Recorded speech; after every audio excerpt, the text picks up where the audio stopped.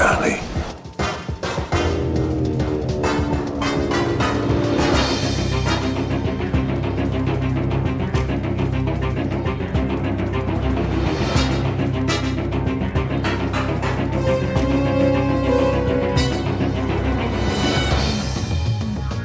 Okay, let's party!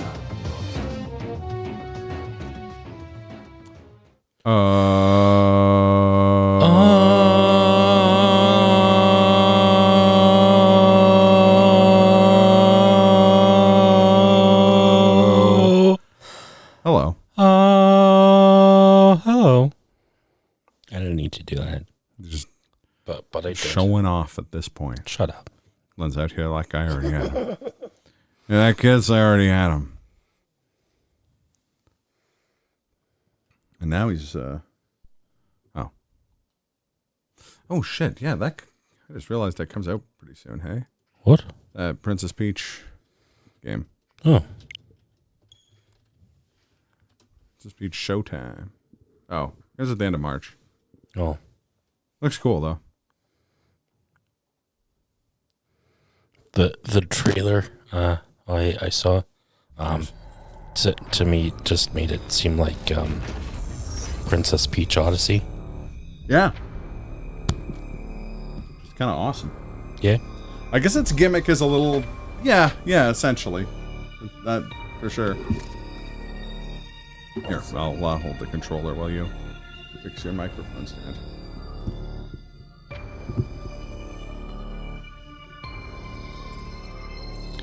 It's drooping. Here. You gotta...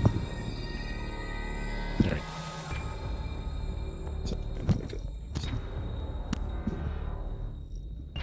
And now to fix the microphone droopage. There we go. Never mind, Charlie. Go. I was making a penis joke. Nope, that's not what I meant to do. Dare. You didn't mean to make a penis joke? I always mean to make a penis joke. That's my secret. I always mean to make a penis joke. Dun, dun, dun, dun, dun. Drooping. You're drooping.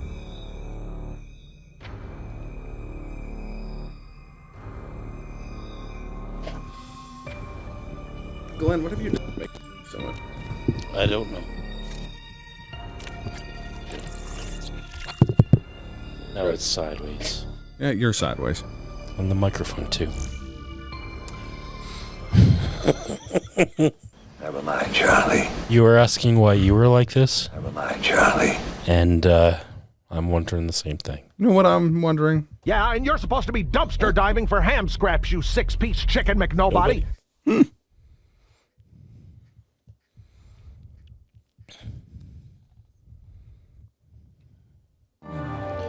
What's that character? Droopy the dog. Droopy the dog? Is that from? That's from something. Yes, he's a very popular character. And you think he talks like this? Something like that. Yes, Droopy the dog. He's from the golden age of American animation. He's a North anthropomorphic basset hound with a droopy face. Hence his name. He was in Harvey Birdman, but I can't remember what the joke was with the episode he was in.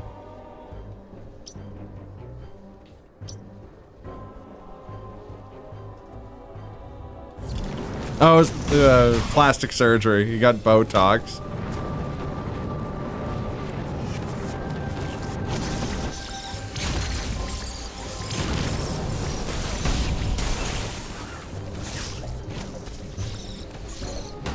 Really?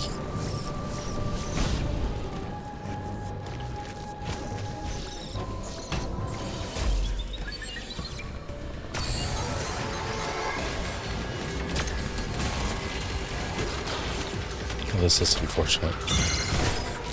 Oh, we're off to a rollicking start. Oh, thanks, guys. Yeah, no, I try not to...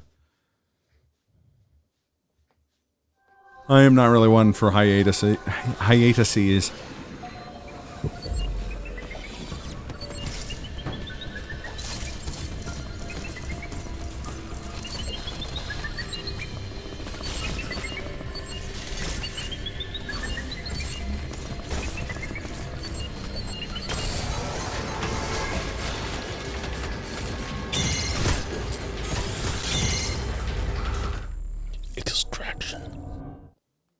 Oh, is that what they say?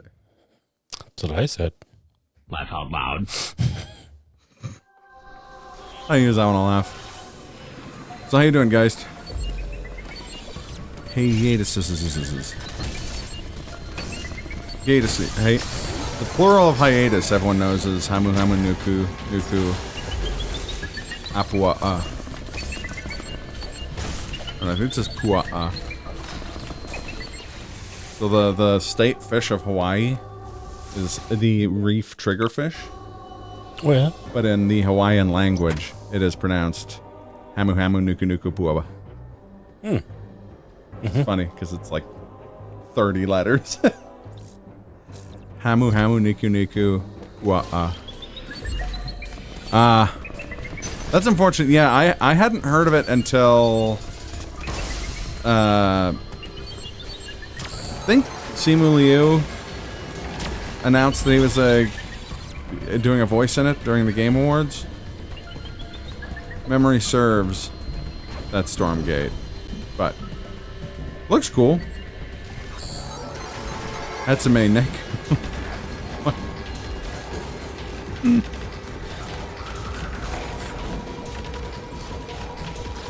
I made a tweet about that, like with that, because you can catch them in infinite wealth because it's set in Hawaii, and I made a joke about it having a name that sounded like before they localized the Monster Hunter names.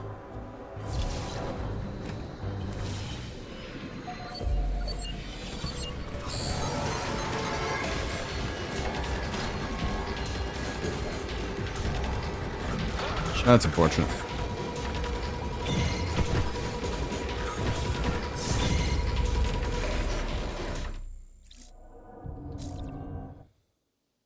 Have some fun with Hatsume Miku.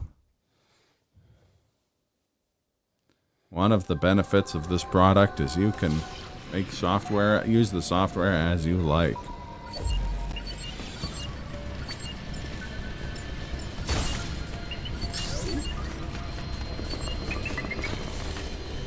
Nope.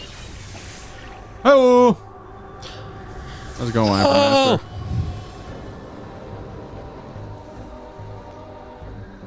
Need that rat-a-tat sound.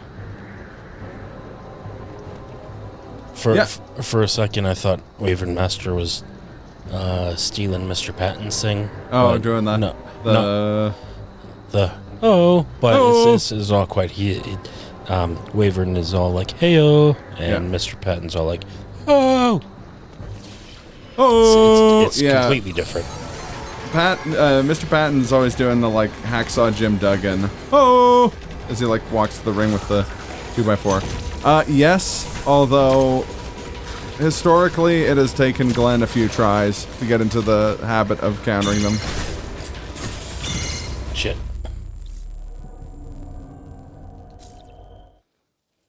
We're also playing off of a capture, so there's going to be a delay that is probably also messing. Maybe. Not like a very perceivable delay, but there is a delay of a couple frames / a couple milliseconds, depending on how well the Elgato is working.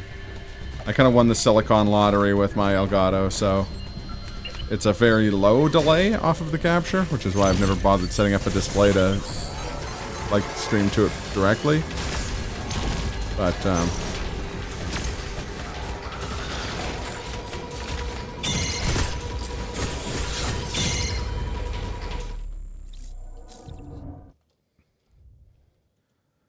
But there's an interesting point. On the note of countering countering the robots, there is something a lot of people don't know about this, like, area of the game in particular. And it's this. Hello, welcome to the place where you will buy cheese pizza. Silicon Lottery sounds like a good name for a game, yeah? The song based on Pokemon Attack Perish song. Living went free for your brain for the last 2 days. I know that feeling.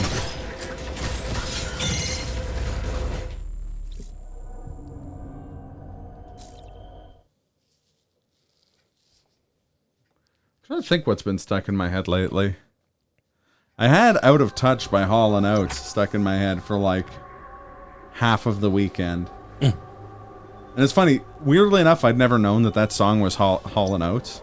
And when I was like humming it to myself, and a friend of mine at work was just like, "Oh, are you what are you humming?" And I'm like, "Oh, Out of Touch." And they're like, "By Hall & Oates?" And I was like, "What? That's by Hall & Oates?" And they're like, "Yeah." And I'm like, "But it's so good."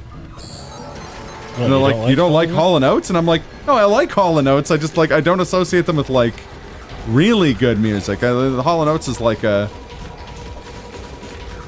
really reliable B+ band, I feel like, and that's like an A++ song.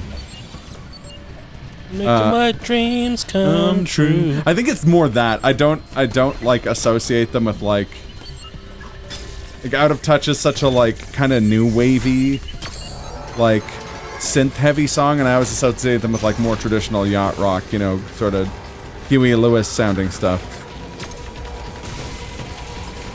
I play Bomb Rush today at the basketball court. That's pretty impressive. Holy crap. It's in the beta list for Archipelago, so you should definitely play it during one of our Archipelagos that we've been organizing through Dudeney's speedrunning server. I actually tried an Archipelago last weekend, just for fun, and the game definitely expected me to know a like speedrunning trick from a hat in time.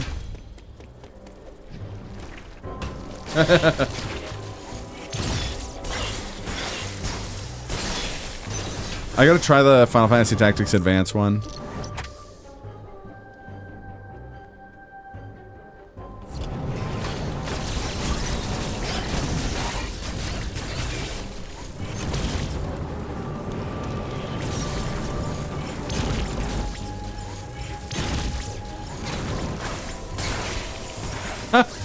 I mean, you can usually, when you're generating a YAML, you can set it up to not depend on speedrunning tricks.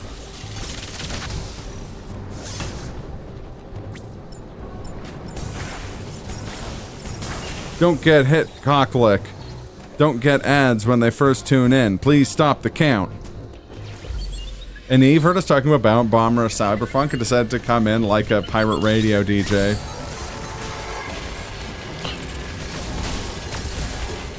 Or like a sports radio DJ. Don't get hit, cocklick. Don't get ads when they first tune in. Please stop the count. On Eve 104 FM. It's... Oh, sorry, I meant to say... Laugh out loud.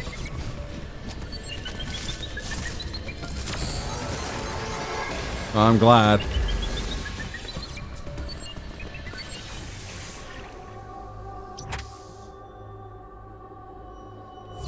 If you don't read the emote,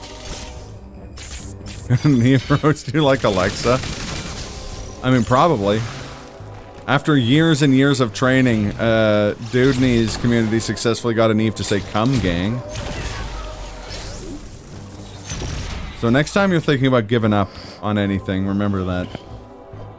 Dudeney's community rallied together like a bunch of heroes to make a robot say "come gang." Shit.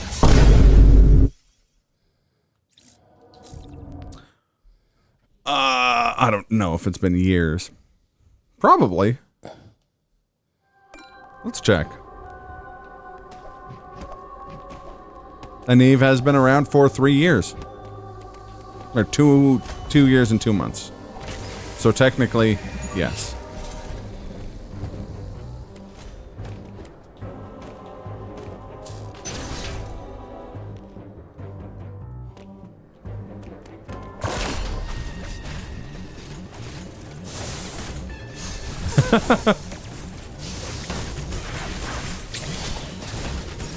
How's it going, TRG?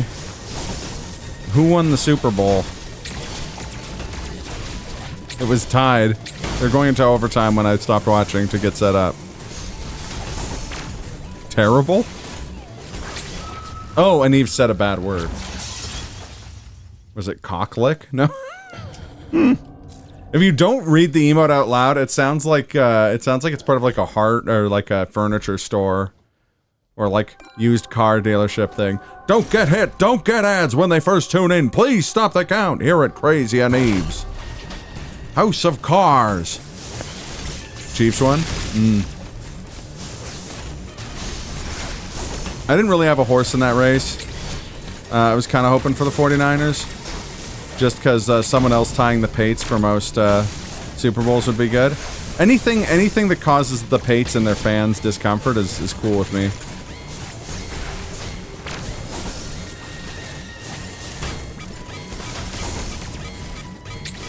If the Pates were... if the Pates were in the Super Bowl and their rivals were Slobodan Milosevic, I'd still cheer for... Slobodan Milosevic. Cheer for Slobodan Milosevic.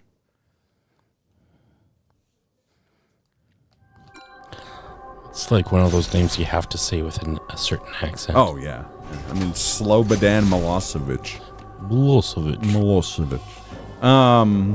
But my sister's a Chiefs fan, so I'm happy for her, I guess.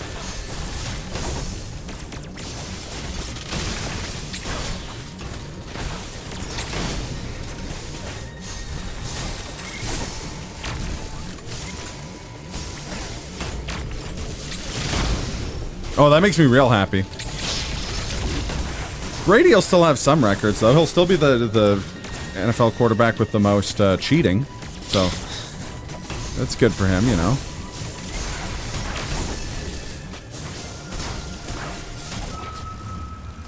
That was an attempt for one. And Patrick Mahomes kind of looks like Eric Andre. Doesn't actually affect my like opinion of him or anything. All-time winningest for quarterback championships. That's true, and all-time cheatingest.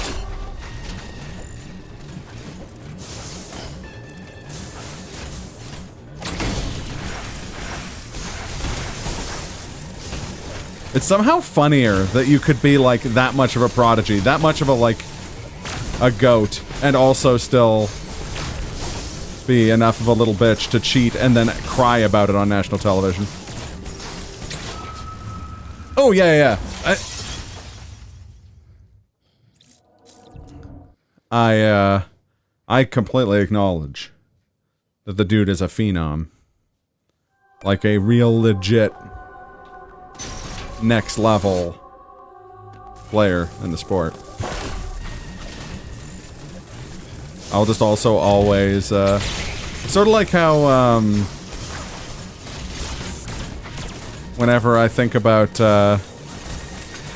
Mark Wahlberg, I remember how he did a hate crime.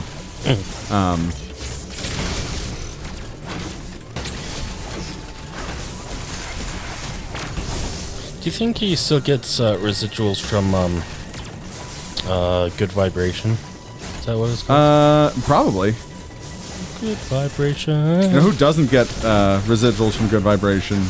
The elderly Vietnamese man he assaulted until he could no longer see.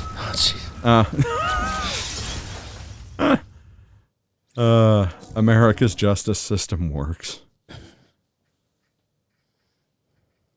Just not for who you think.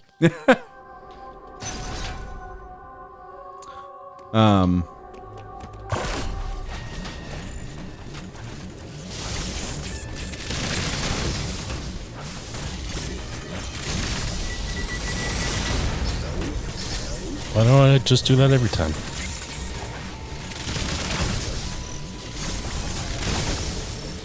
It's true.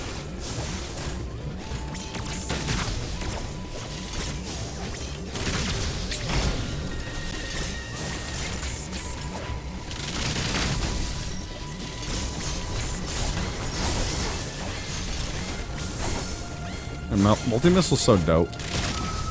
What? I died.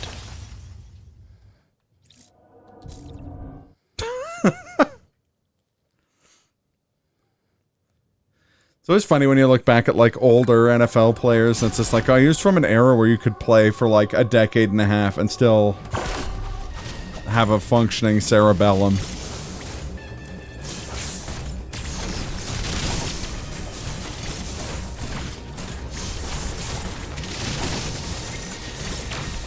And it's something that's gonna be wild. Like, how do you change, like, do you change the rules of the sport when eventually everyone's enough of a mutant to kick a 100-yard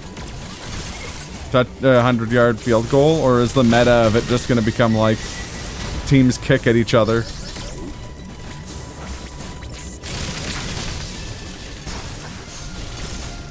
Well, yeah, but people were also way smaller and the pads were way less effective, so people had to kind of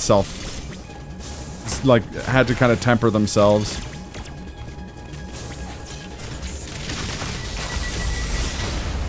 Press 49ers, man, come true. Make way, I'm fine. We're just talking about that.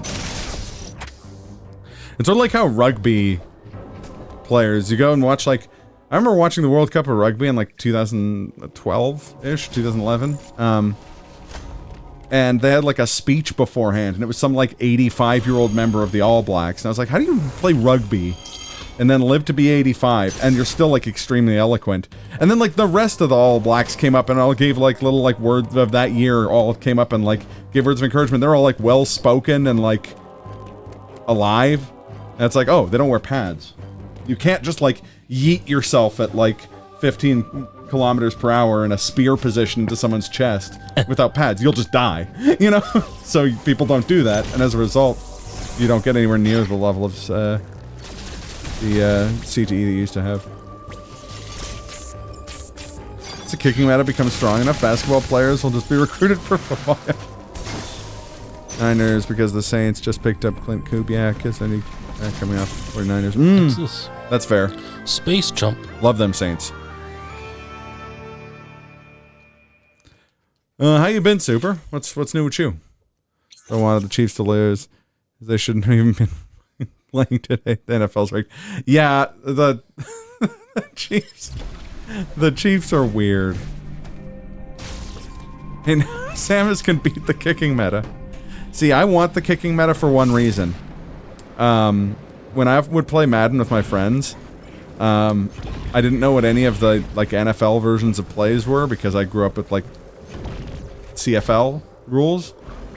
And I still have season tickets to the Stampeders. I don't know. It's like the one thing I'm like a Canadian patriot about when it comes to sports is like...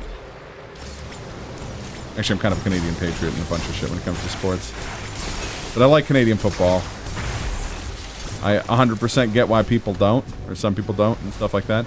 I do think it has the better rule set. But yeah, when we'd play Madden, me not knowing what the plays were because they had different names, I would always just do a field goal fake. And so I didn't win, ever. It was funny when it would occasionally work. So in the CFL, the ball is larger. And the field is slightly larger as well. There's only 3 downs. And there are certain different rules. Like if you on the kickoff, if you kick through the end zone, in CFL it awards the other team, or if you like receive and just elect to take the 25 yards by you get like the other team gets a point essentially. Chip, except the officials called 3 bullshit penalties on them and altered huge plays. Elected to call obvious huge penalties against the Chiefs, which also would have changed the game. Oh yeah.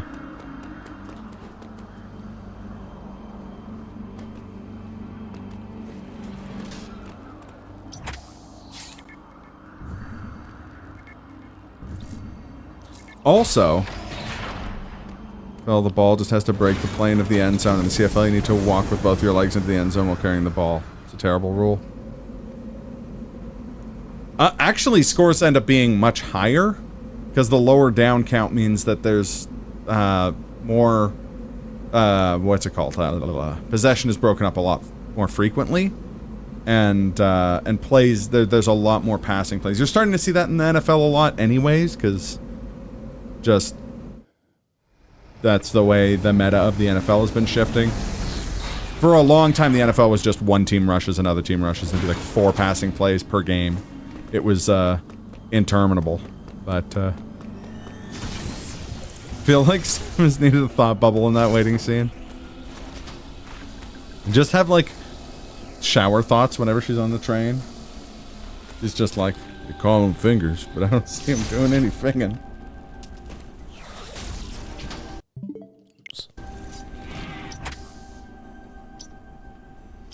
That's the only rule in the NFL I like more than the CFL equivalent, is the needing both your legs in the end zone. Because, yeah, you're right. That is just asking for injuries. But the other nice thing is that it's fairly low stakes. So you get significantly less, like, corruption / cheating. / dogfighting.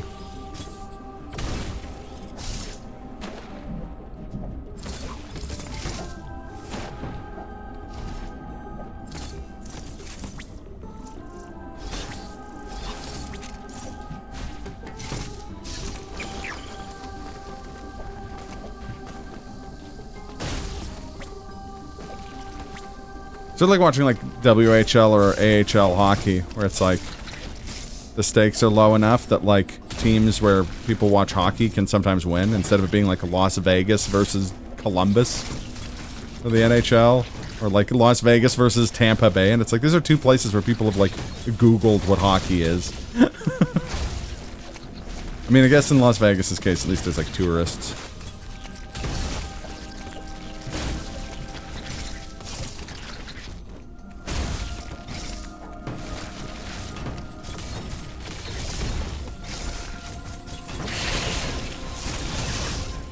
Bombers QB the gun to the NFL. It's also QB3, I believe, for Miami. Austin. Fair enough. I'm not sure. Whenever I think about CFL players who ended up in the NFL, my brain just goes to Doug Flutie, who was a Calgary Stampeder. I still have like a football card of Doug Flutie from when I was a kid. They got it at McDonald's or something. Like in a Happy Meal.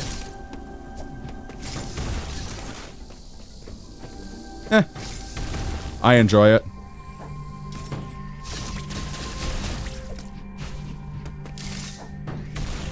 Doug Flutie is a heck of a guy. He played for my home team. My grandfather was a huge CFL guy. I like going to see a sport where tickets don't cost $75 to sit in the nosebleeds.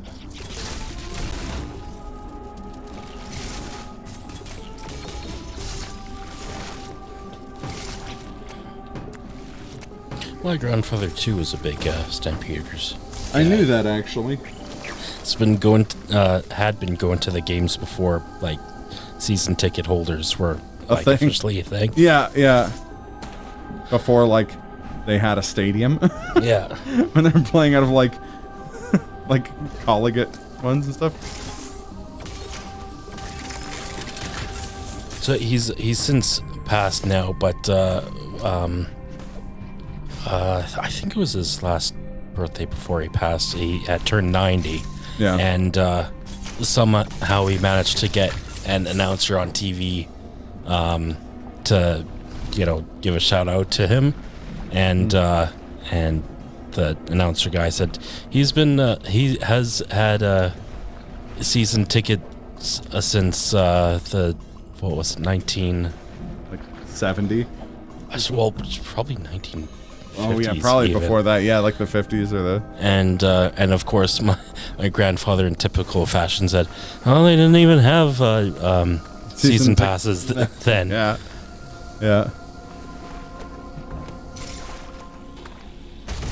Oh no. Yeah, I mean, I guess that just doesn't like matter to me. The same reason it's just like I don't really like watching the UFC. People are like, oh, but they're the best fighters in the world, and I'm like, okay. Okay. You know what would put an end to all of those guys? Like a subcompact handgun. Turns out being good at fighting someone with your bare hands is kind of a niche thing. If you're gonna do it, at least do it in like a fun-to-watch way. And I like grappling. It's just like watching someone get into an arm bar and then choking someone out in 45 seconds after a 3-hour pre-show is fucking boring. Used to have a semi-pro hockey team in Albuquerque called the Scorpions. It was a blast going to those games. Oh yeah, man. Low stakes sports is where it's at. Or if you're gonna be huge, that's fine. But I mean, like, watch the pros. Connor couldn't beat Blanca. Exactly. Being good at hand-to-hand combat is good against other people who choose to, you know, fight with There's hand-to-hand absolutely combat. a practical use for that, but I mean, self-defense and stuff. I mean, I helped teach self-defense for years. Self-defense is not a BJJ fight. A BJ, like Brazilian Jiu-Jitsu, very good martial art for fighting someone about the same size and weight as you, who it doesn't have a weapon.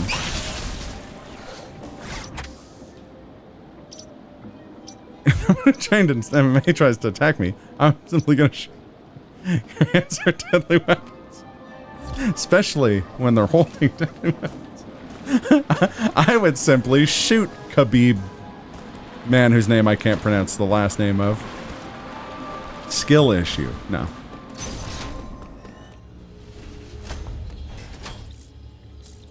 And I guess the league,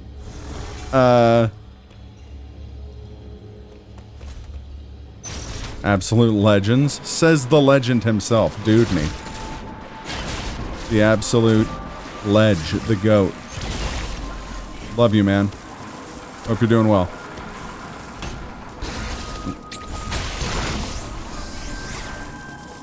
And there's still like practicality to like knowing self-defense and stuff like that. And martial arts have a whole like cultural element and such. And I always find it like frustrating when people are like, oh, you can't defend talking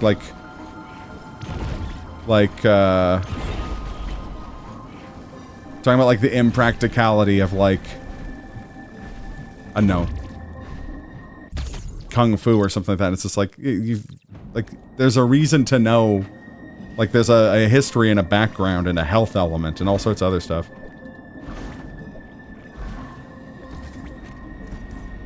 No, 100%. It's when all you have is a hammer, everything looks like a nail. That's 100% the case with like dipshits who learn that kind of stuff. How's it going, Marcus?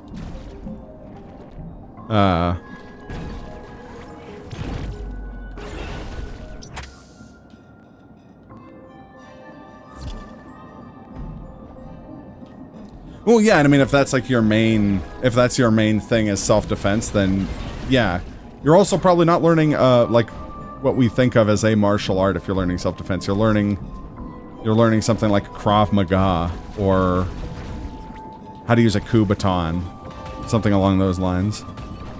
If you're trying to learn something purely for self-defense, that's true. That's true. But again, like when I think of stuff like a Kubaton, it's just like, I don't know if there's any country that doesn't allow you to have a pen, you know? And if you know how to use a Kubaton, you can use a pen. Simple, practical self-defense. But like the idea that like that makes you the strongest warrior because you're good at fighting unarmed. Or that's like some sort of like metric for how good you are at some, that like for value is kind of silly. Plus I'm biased. If I'm gonna watch people fight, I want to either watch like something, I want to watch it like in a entertaining method though.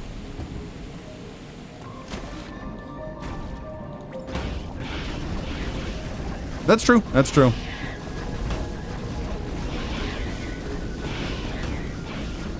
So it's important to have, like, concrete legal ramifications for people doing stuff like that.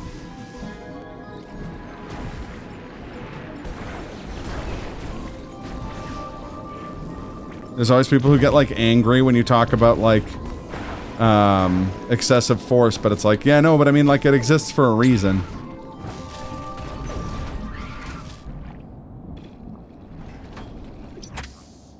%. Any martial artist, like any martial arts class worth its salt, or any martial artist worth its salt, is going to spend you a long time learning how to fall, learning how to de-escalate situations, learning how to, you know, getting you in shape, before they focus on throwing a punch or anything like that.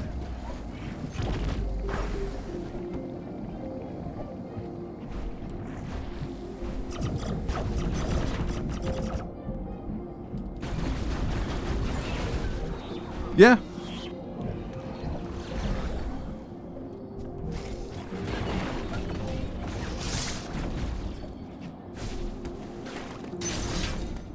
But also, like, not teaching people how to fight doesn't stop people from fighting.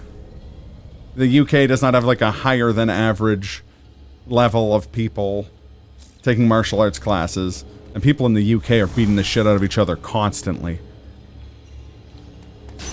Because they've got free healthcare, according to Doug Stanhope. It's like one of his jokes, I remember being like, British people fight like they have free healthcare, because they do. Doesn't matter if you get all busted up. Go to the hospital, get fixed up, you're back at work the next day. Start fighting people all over again. I think it's cultural. You gotta make people not immediately, like, yeah, teaching self-control and stuff, like discipline, right? People talk about Switzerland when it comes to gun control. It's like, yeah, Switzerland can have a shit ton of guns and very little gun crime because they also have, like, they learn a lot about, like, responsibility and, like, firearm safety and stuff like that. They're not just handing guns out. You have to be trained to own those guns. Jack the Ripper as cosplayers.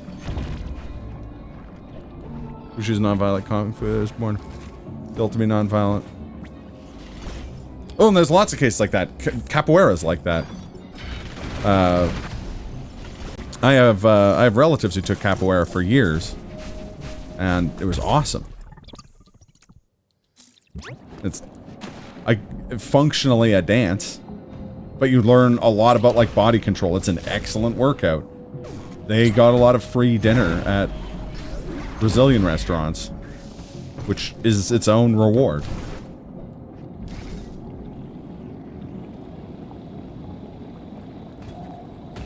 Oh yeah, that's true. I forgot about the UK and its stabbing problem. Stabdemic.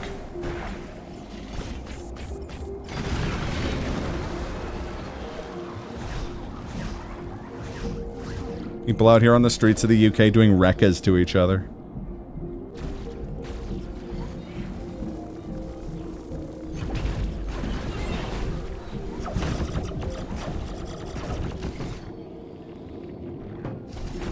Shouting gutter trash.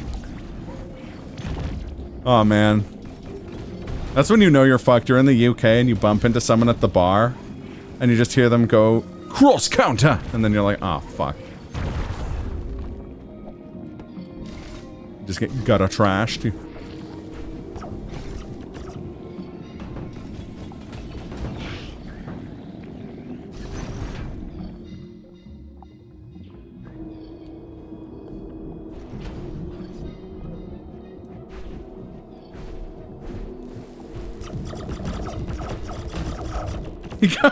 I think I was just charging down / back.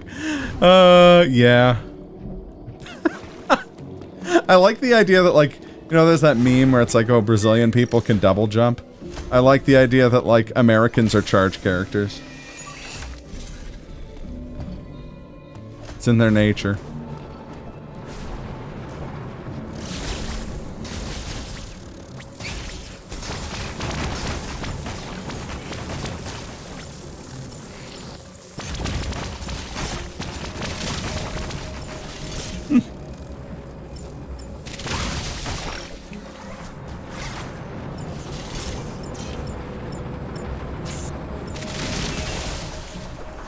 Except for Californians and Floridans, they're online Kens.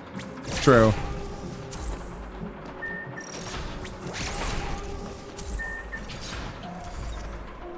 There we go. There you go.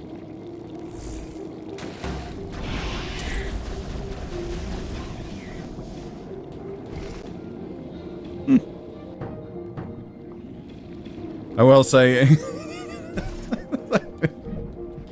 not only are Americans charge characters, but when you go to America, it's all about projectile spam.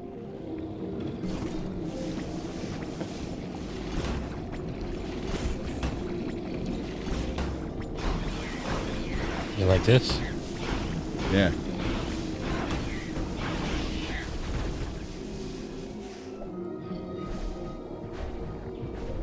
Would you say that was like a school of fish? Yeah. So you're shooting up a school? Kind of. I was shooting on mass. I was shooting on mass at a school of fish. So QCF Sonic Booms. You did school those fish.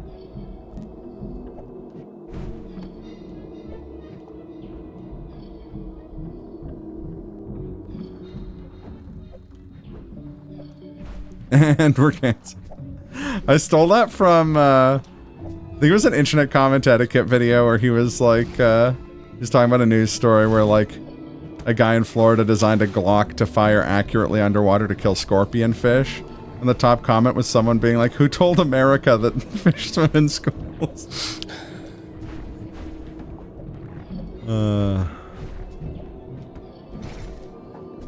Now we're canceled.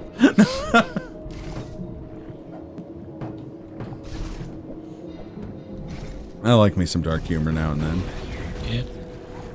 That's why I love It's Always Sunny in Philadelphia.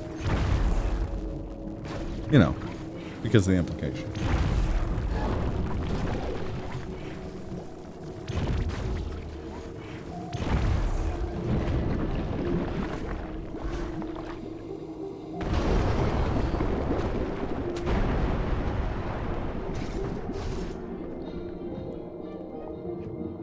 Oh God.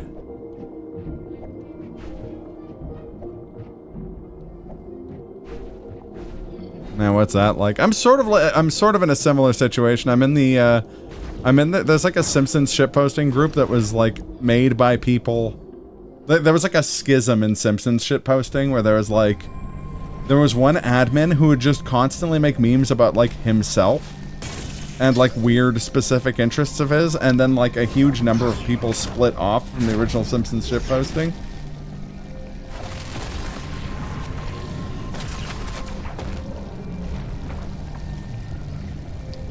Just not dark. Not just dark.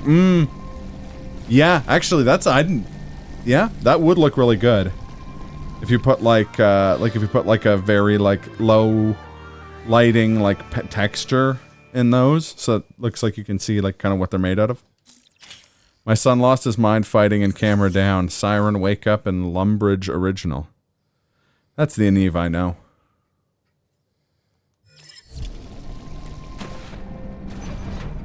Oof. Yeah, that's about what I'd expect. But actually, I'm in like a number of Simpsons shitposting groups. Like I'm in that one. I'm in one that's all like history memes. I highly suggest anyone join that one. That one's really fun. And I'm in one called Rancho Relaxo that isn't even like themed. It's just Simpsons references. I mean, fair. You're doing God's work.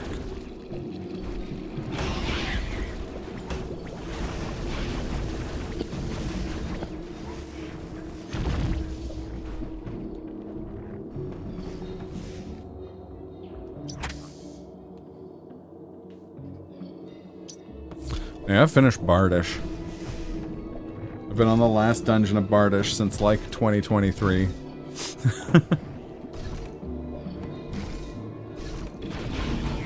But games keep coming out. Am I supposed to grind in Bardish when I got other games to play?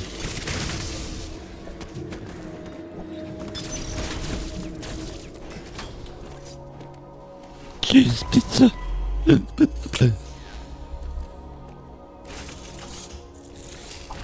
Uploading data. Mostly Sugar Packets is excellent sometimes. I really like Mostly Sugar Packets. Probably my favorite one of those groups. Organisms have by now been replaced by apps. There is another problem you may have noticed. The temperature of ZDR has started. Rancho Relaxo. I cannot Find the say for certain commercial the for that. If we want to make it... drop No, in shut up. temperature is indisputable. The gravity suit I can find the trailer for, like, the commercial for Rancho Relaxo. Even so, It's like here, I think this is beware it. the unexpected and proceed with caution. Hello, welcome to the place where you will buy cheese pizza.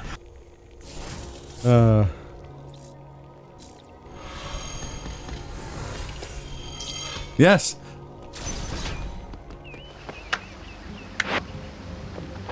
Oh, hello, and welcome to Rancho Relaxo. I'm Troy McClure. You might remember me from such films as Today We Kill, Tomorrow We Die, and Gladys the Groovy Mule. But today you'll see me in my greatest role, your video tour guide to Rancho Relaxo. Our tour starts in your very own room, where Relaxo Vision offers you the latest Hollywood hits. And after midnight, the finest R-rated movies Europe has to offer.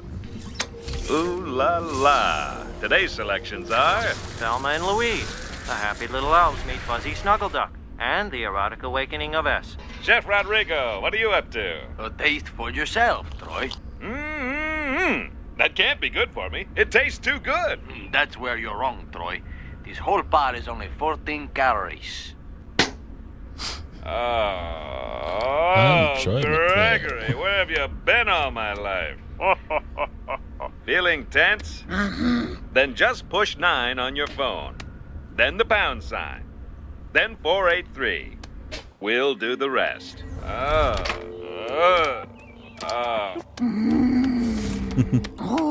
March, at times like this, I'm glad I flunked out of that Mexican med school. Good old Rancho Relaxo. Hi, I'm Troy McClure. You may remember me from such audio Simpsons clips as Bovine University and Rancho Relaxo.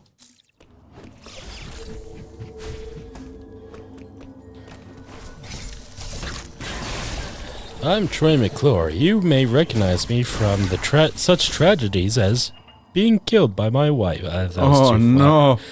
Oh no! You know what? I'm Troy McClure. You may recognize me as the inspiration for Zepp Brannigan. Yeah, I do like Troy McClure. And of course, alright. It's kind of weird they didn't just get Billy West to do Troy McClure. Like, he does such a good job as Zepp Brannigan. Yeah. That's Billy West, right? Yes. Okay. Oh, this asshole.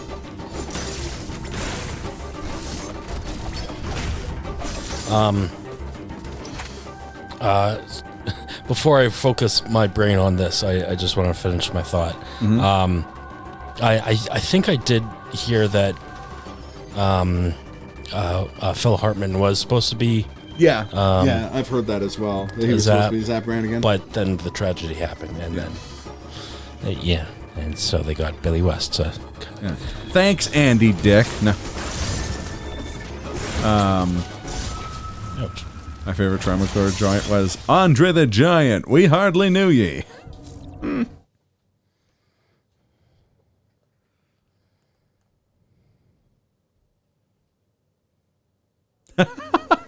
Holy shit. Also, news radio was really different after he passed.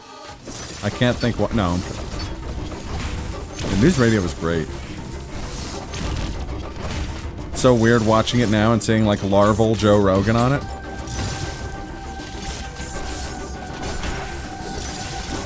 It's like the normal shape, size, and color of a human being and not An ape. I was gonna say like a Goomba from Mario, but Well, yeah.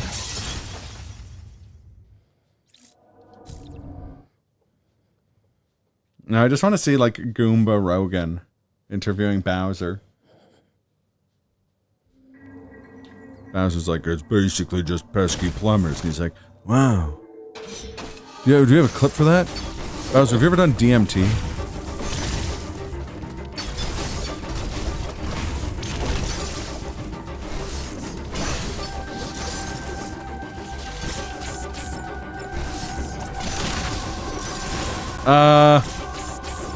Honestly, I'd like to see both.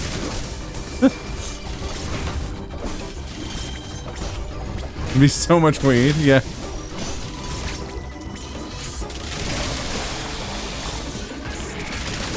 Shit. I got stabbed. The UK. Callback. Callback. From 10 minutes ago. Yeah. So anyways, I start stabbing. No. Jesus.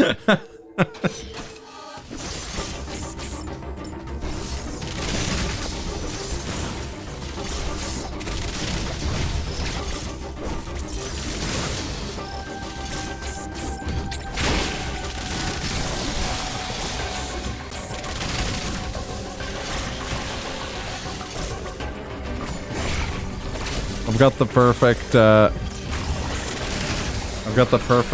final, like a nice final chapter am for, a stabbing rope. No. Actually, that kind of works as a summary of Metroid Dread as well. You seem like you have a nice chemistry. I am a stabbing robot. Okay, I will stab you. Oh, all right, no, okay, all right, that's great, Tracy. We'll take a break. We'll be right. Oh, man. That's another show I really love. But unlike The Simpsons, it didn't go on for like 25 seasons after it stopped being good. I will say, latest season of The Simpsons is pretty good. Oh, from Futurama. Is it Ernesto? Who? The crazy robot? Yes. It is Ernesto? I think so. It's not Tracy Morgan on Conan. It's not Ernesto. Flavio? It's a Spanish name. I remember that. It's not the Clamps. Oh, what is it? Roberto. Yeah, there it is. Sorry, it's Roberto!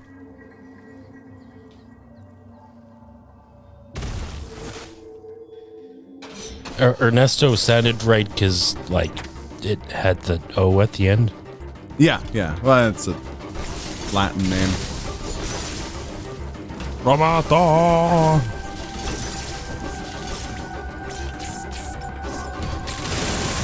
God, I hadn't fought the Armored Warrior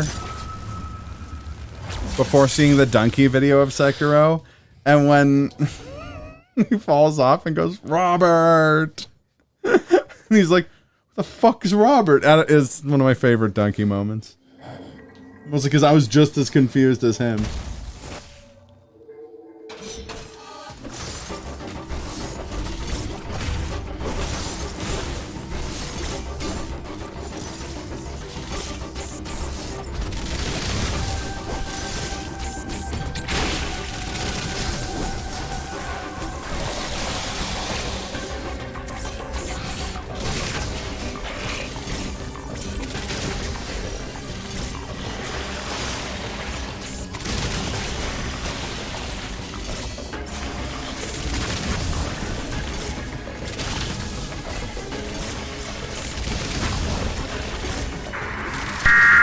Sorry.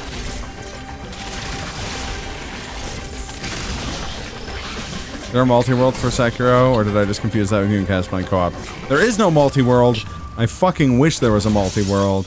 I have contemplated putting some money aside to hire someone to make a multi-world. Because I love me some Sekiro, and I would love to play Sekiro as part of Archipelago. It's my favorite randomizer to this day, although the Elden Ring one is tied. Makes sense because they're both by the same guy.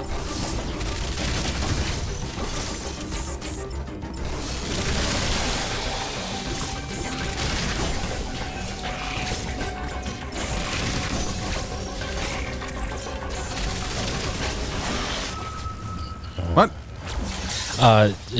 One of his squiggly gentlemen was still on screen. It was spewing its goo, and it. I thought I like just missed them, but no, it's still following me.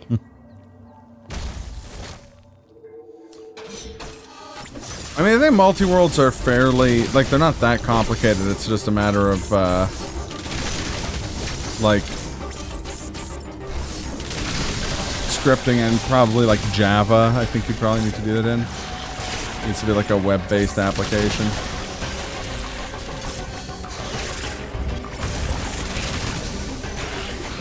Oh, yeah, I see it. I saw them this time.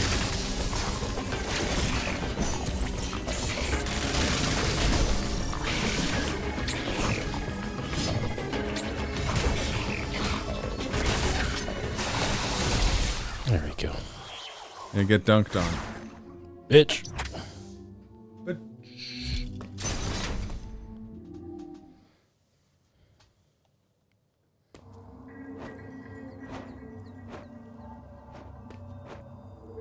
Which wait a minute is this? Wait a minute! Oh, it's that one, okay.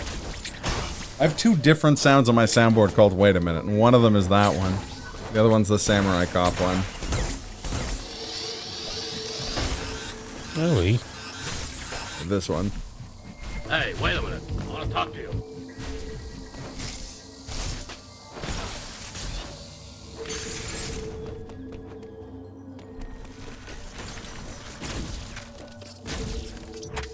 Yeah, I kind of resolved that last Slurpathon would be the last Slurpathon where I played the Sekirando, unless they came out with a multi-world.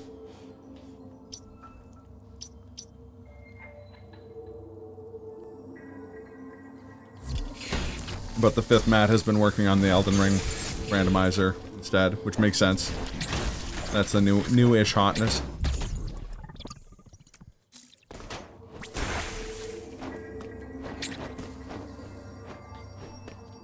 Yeah, that's exactly it.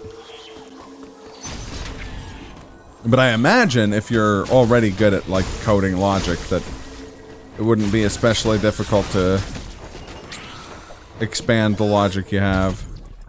Nice.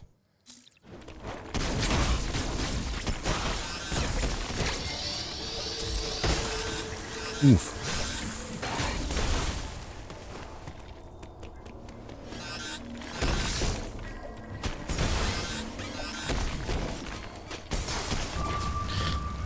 Oh no! The windmills.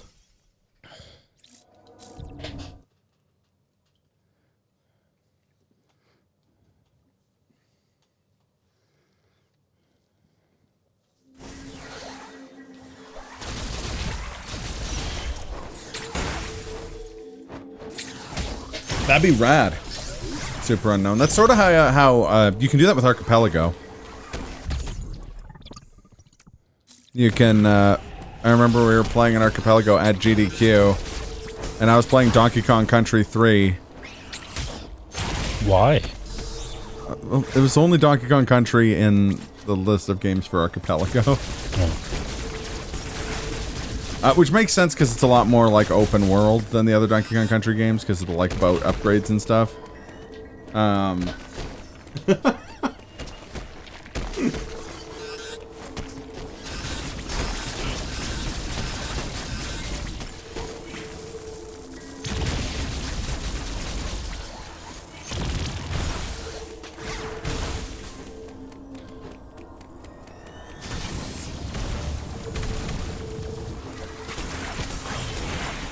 And that's exactly it. I don't know the languages they use for it, be it Java or otherwise. Like, my coding knowledge is way, way, way out of, like, way outdated. I learned Visual Basic and C++ and SQL, so I don't think I could code anything at that level of complexity.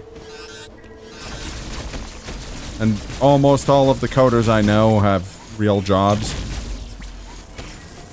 So it's a tough sell to try and get them to work on, like, commissioned coding, because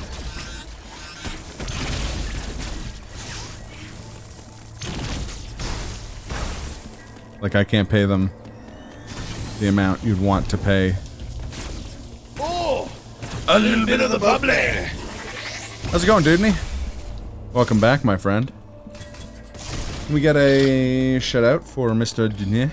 Actually, I'll do it myself. If you're not following Dudney, what's wrong with you? But also, fix that. Fix your hearts or die. Oh,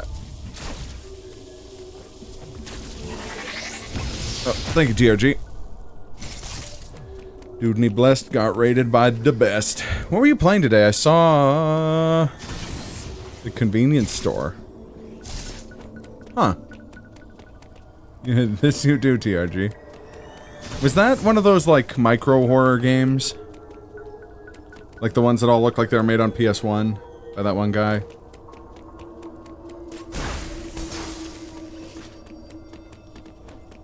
Who made, like, the...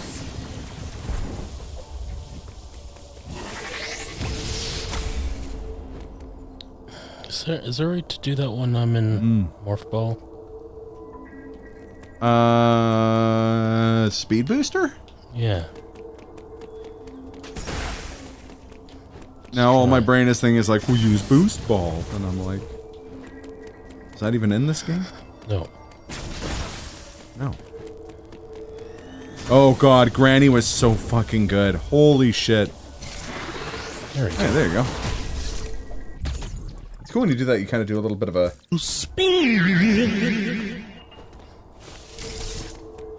Yeah, if anyone didn't see the run of the Granny, oh fuck, what is it called? The Nanthology, which was Granny 1, 2, and 3. Endeavor to watch that in the future. That was so freaking funny. Yo, how's it going, Giselle? Welcome to the stream. Giselle? Giselle. You new? Yeah. I guess for people who are new, I'm Omax.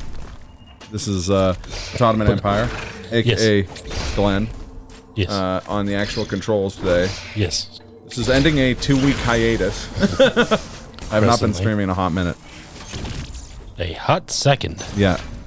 That was a block of my favorite runs of the marathon, basically. It was like Granny, Resident Evil 2, and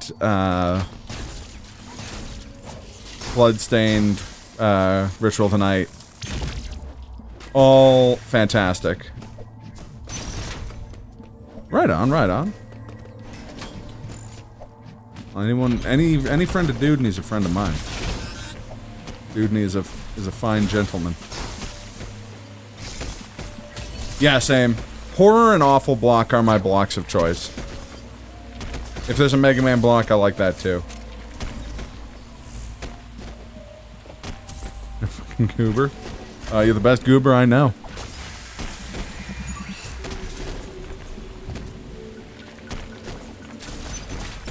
I'm watching IMYT. I bet you are. Iced Queams? Nope. What you call me? I called you an iced cream. Why? Is it cream? God damn it. There we go.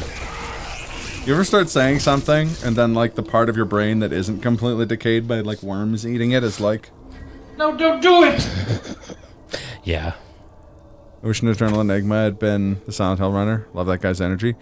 Didn't he retire from running at GDQ, or am I thinking of someone else? I love an Eternal Enigma as well. Like, fantastic dude.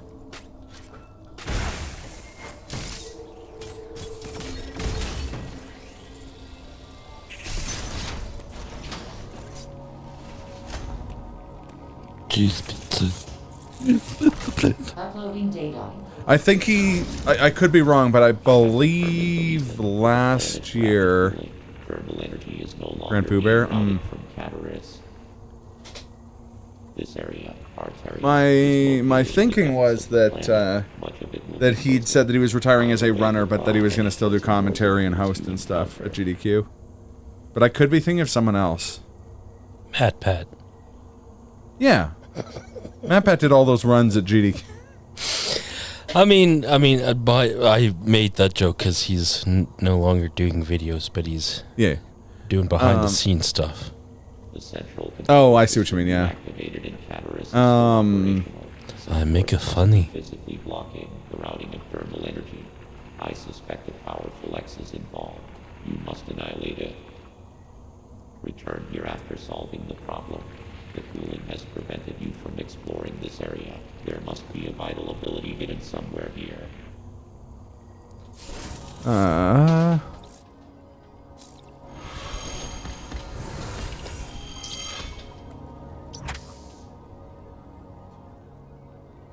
What was it? Amy? I was gonna say, there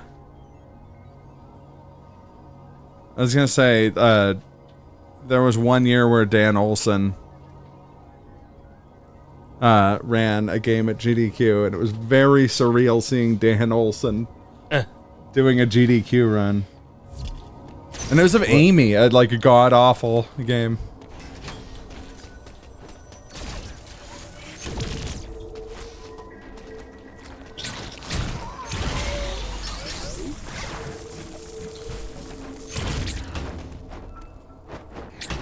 Oh. Dude. Okay, fine. Don't like me, Perry. Hey.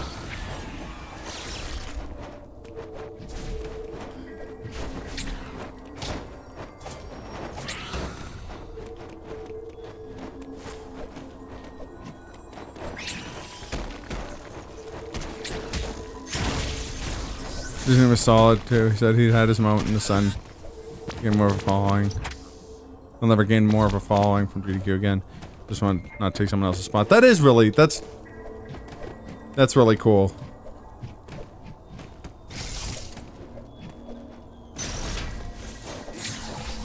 Good for him.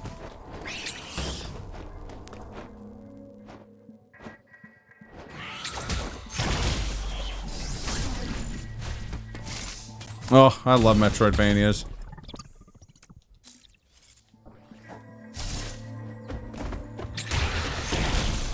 Yeah, it's ready for you, bitch.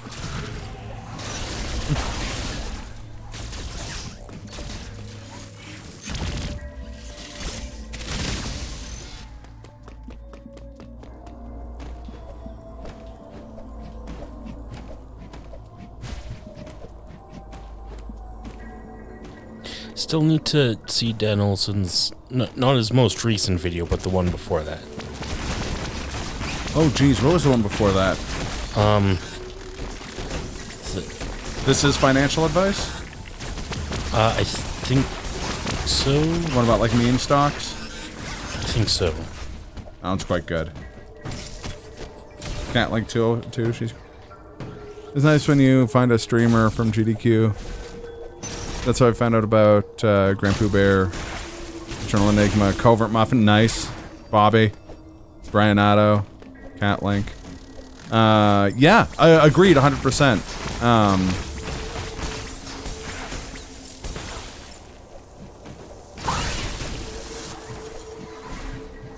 This year I followed quite a few people I saw do some pretty great runs.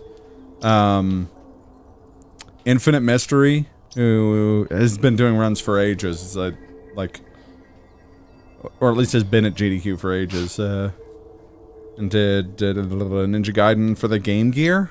Absolute, ledge.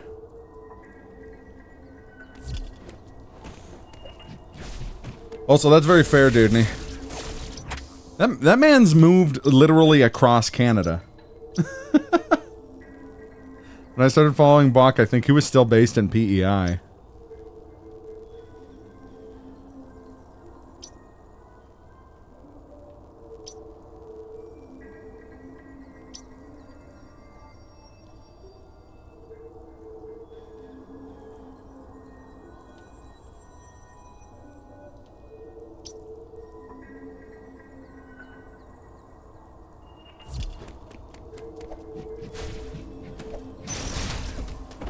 But I didn't have a chance to meet Bobby, unfortunately.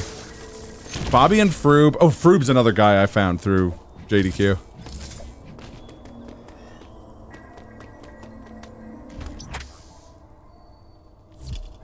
Oh, I actually didn't know he was back on the East Coast. That's hilarious. It's been a while since I actually caught a Bakba stream, actually, now that I think about it. Love that guy. Yeah. Froob is like the Yakuza guy. I was really hoping to meet him, but just stuff never, like, paths never got crossed. Same thing with Bobby. Every time I was, like, in the same room or, like, hall or anything as Bobby, he was, like, talking to, like, 8 other people. I'm like, I don't want to be the guy who shows up and is just like, I'm in this conversation now because I want to meet the guy who's really good at Bloodstained. I told Dave that after GDQ. He's just like, you should just said something. I've, like, been friends with Bobby for years. And I'm like, I know! You couched for him.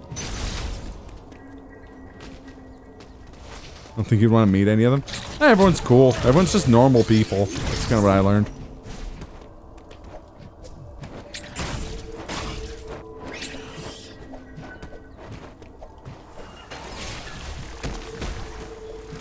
Don't meet your heroes. I did meet Crack Attack, and he is now my hero. I will say this, Crack Attack, one of the most entertaining humans I've ever encountered. Man is a fucking legend. I've never met Distortion in person, but Distortion showed up unprompted during one of my practices of Bioshock Infinite and gave me some good advice. And I was kind of mind blown that someone as big as Distortion just kind of showed up unannounced. Very cool, dude.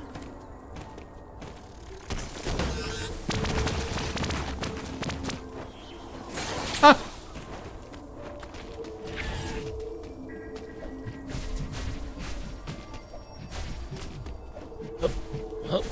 Oop. Actually, you know what? Just in case I die, I don't have to get that missile expansion all over again. Yeah. I don't know if I could narrow down which of the people I met was like the nicest straight up, but I will say shout out to Mitch Kritz, just an absolute incredibly nice dude. And Infinite Mystery.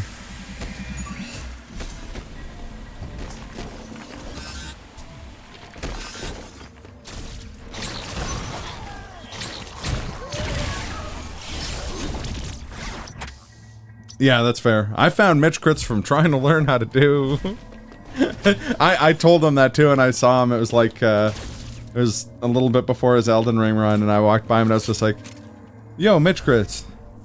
And he's like, yo. And I like shook his hand, and I was like, thanks for your tutorials on how to get out of air swim. I never would have been able to speedrun Sekiro without your input. He's like, oh, I'm glad to hear that. I'm like, it's just so freaking nice.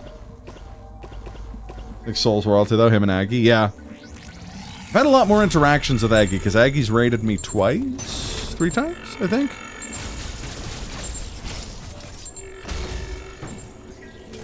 Aggie's another just incredibly cool dude. Although I've never met him in person.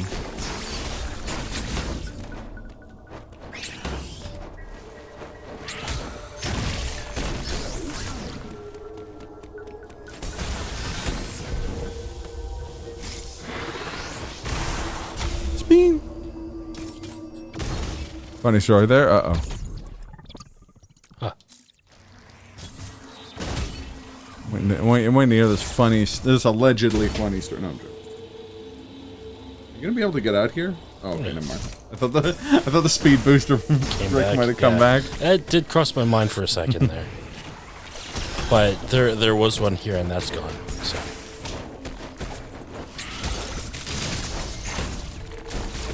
Yeah, I've never met someone through the Souls community that wasn't. I've met some. I've definitely met some guys who are very like, who are a little bit more like, kind of like less chill, but they're still nice, you know. These are the Dark Souls community. Yeah, people? Dark Souls, it's Sekiro, because Elden Ring. those games are so fucking hard that it humbles people. Perhaps? I guess. I think that's part of it. I mean, the big rule / like ethos of those games is that like never give up type of thing. It's all about like adversity will teach you to, like, be able to cope with anything type of thing. That, like, you've never truly... There's no way to, like, game over in those games, essentially. You can always kind of fight your way back from any city. So I think a lot of the people in those communities are, like... dope, dude. The guy from here in Winnipeg who moved from... You know, and he, apparently found Aggie when he was a baby streamer. And he mods it. That's super cool! Right on.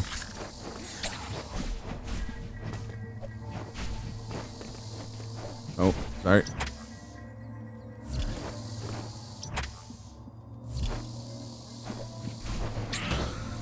Oh. Very fair, Dudney. I didn't even think about that. I did hear a crazy story about, from the, I think it was the Mega Man X4 community. That was bonkers. I don't relay it here because it was just 100% drama. But it was, oh, Starwin, another really cool dude I met there. So, met him via Slurpee.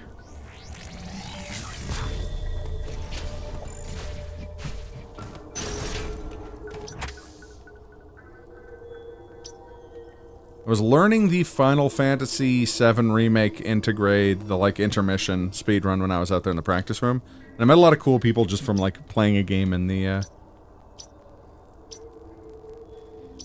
practice room. I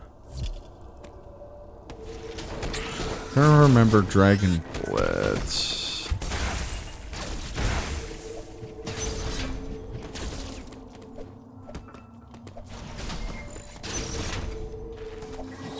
I don't think so, although there's a lot of people I met and I don't know, I don't remember their names. I remember their faces. And oftentimes what they run. But, don't speedrun with one. Oh, no, unfortunately. But I know who you're talking about. Okay, you can't miss. Yeah, he was definitely there and I definitely saw him, but no, I did not cross paths, unfortunately. It's one of those cases of, like, if I'd known, I would have interacted. And everyone there was super friendly.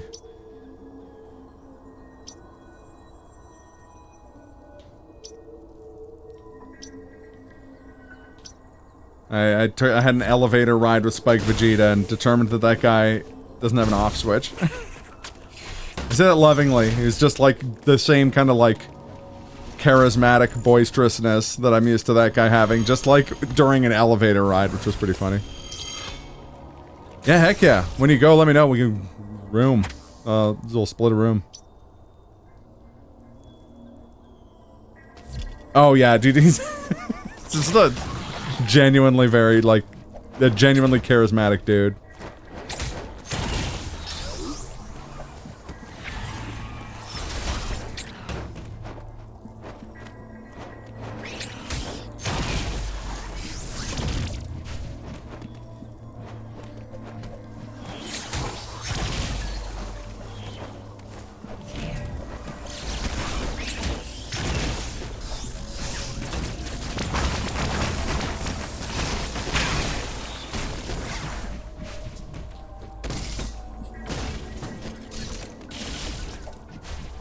Oh, really?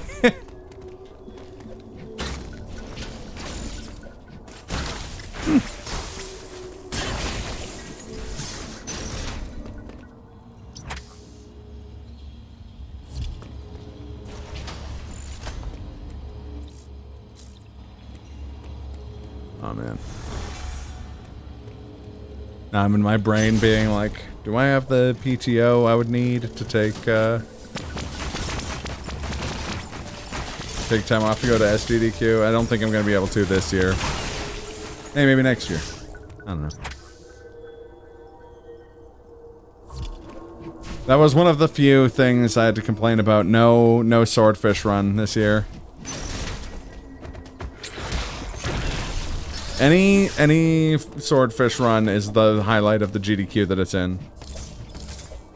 Is one of the funniest people in streaming as far as I'm concerned.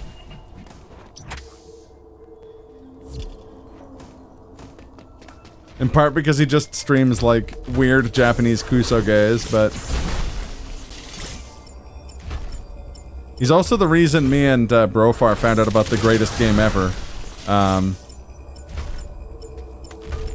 You need to do is submit Deep Freeze. I thought about submitting Deep Freeze. The only reason I didn't was I didn't have a good run, like a good video of me running it. I was hoping that the Slurpathon run would go well so that I could submit it. I did buy a physical copy though in Japan. It was $4 and then the next day it was $3. Son of a bitch.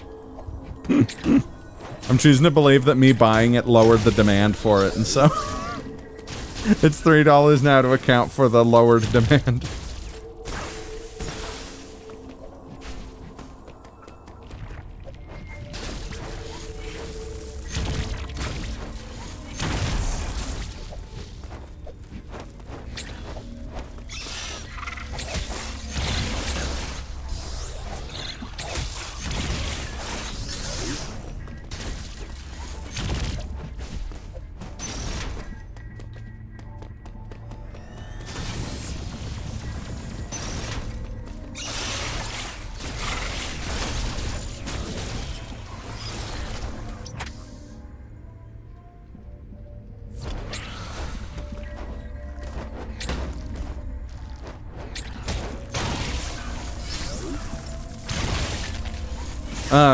Swordfish is the reason me and Brofar heard about, the game titled A Game That Saves the Muscles Caught in the Ceiling of the Gymnasium, which is a, they changed the title of it. It used to be a game that saves the machos caught in the ceiling of the gymnasium. Cool run, I got to meet with Mitch Flowerpower. Yeah, I, again, very briefly met Mitch Flowerpower, and seems like a dope dude.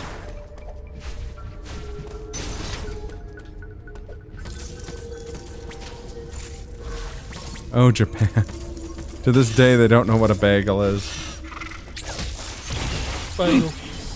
Oh, this is the bagel. We gotta learn how to do, we gotta create a category for that game called Bagel %. It's funny that Bagel has like one voice line in that entire game. It's him being like, of course it can be hacked, and it's like, oh my god, that's the voice you went with, okay.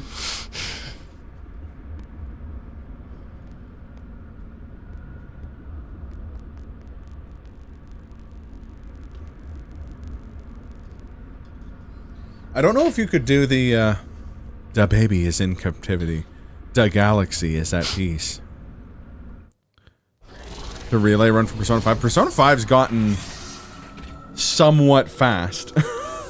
I mean, obviously it's still a very... Oh, sorry. Oh. Obviously it's still a very long game, but... Also, how's it going, Bong? I presume you're lurking, because I know that, you're trying to go no spoils. Oh yeah, I know, it's less than a third of that at this point, for sure.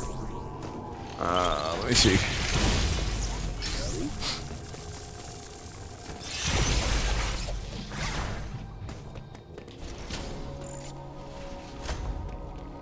Oh, PMC Trilogy. I've got to say, I met PMC Trilogy, a guy I know through G Savior, because he was one of the people who picked it up.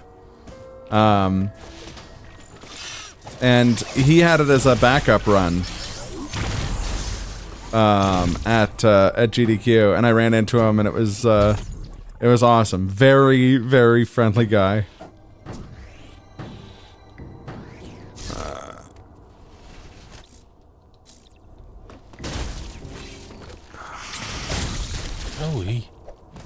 Hey.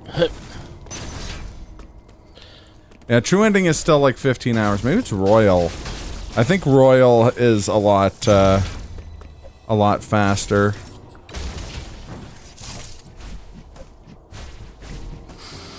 About an hour. faster.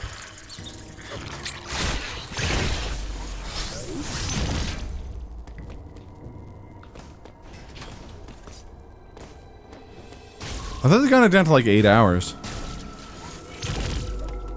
Must have been thinking of something else. Infinite ammo on the free Ultimate Personas, yeah. DC's like 11 hours, yeah, okay. That tracks. Oh? Now this is the big boss. No, not the final boss. No, but he's a big boss.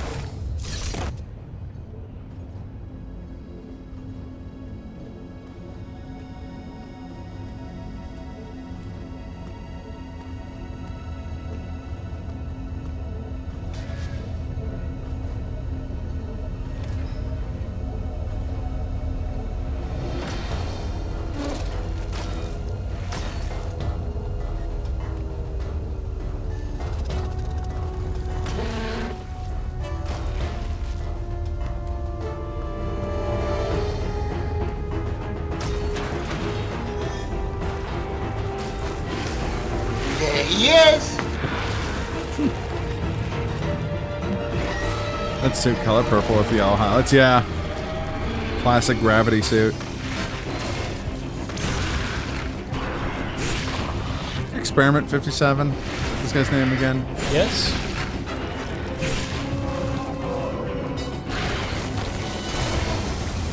I know what you're thinking. Is this like an experiment using like XDNA or Metroids or something? Bizarrely enough, this is an experiment on making low-cost mint chocolate ice cream.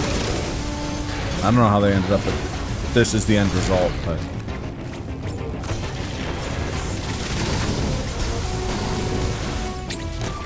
Oops. I think he has some of the best animations in the game, just like... This boss? Yeah, just like how his head, like, kind of recoils from firing the beam out of it and, like, jiggles around and stuff.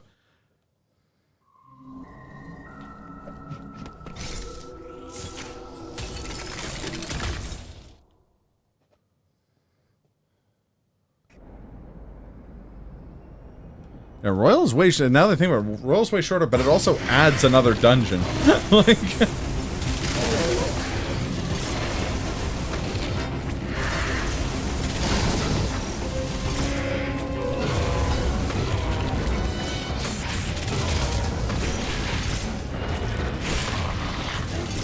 That's probably what's next after we finish Dread. Is another Persona dungeon. I was wondering, kind of curious. Yeah. If that's what we're gonna do. That was the plan, and then I think probably Mario RPG after that. Okay.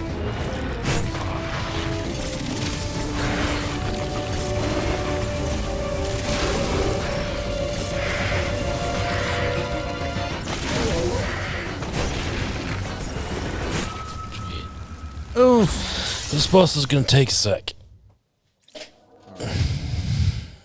So yeah, I've played this game before, and not to brag or nothing. So first time I beat this boss, it gave me a fucking hard time. And then I beat this game again on hard mode. Still gave me a hard time, but at least I knew what I was doing, so it was less of a hard time. But of course, the boss that gave me equally as hard of a time was fucking bug. Beetle thing from the last stream. Yeah. Fuck that boss. Start practicing Nier again. Me too.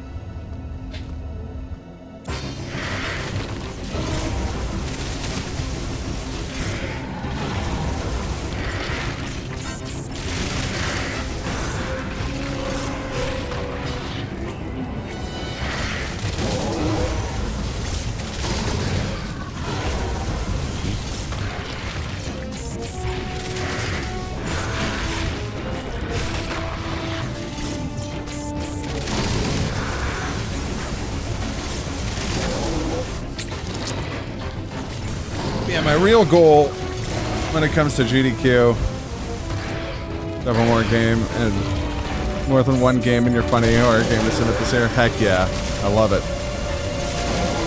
My real goal is to get is to get my own game into GDQ. And not to do it the way that one guy did it, where he submitted it himself. And get someone else to run my game. And then I can couch for it. And then I can maybe write off GDQ as a business expense. I probably can't, but... yeah, we're actually real close to that. I was playing a build that we had yesterday, and I was like, hey, this is starting to feel like good enough for my person. Yeah, less jank. This is feeling good enough for my, like, freaking micromanaging perfectionist ass to like... Yeah. I don't know how long our game is gonna be. I'm hoping that it'll be... Even a speed run will take longer than 5 minutes, but... It's not gonna be crazy long either. I think, realistically speaking, a casual playthrough of our game is gonna be like an hour.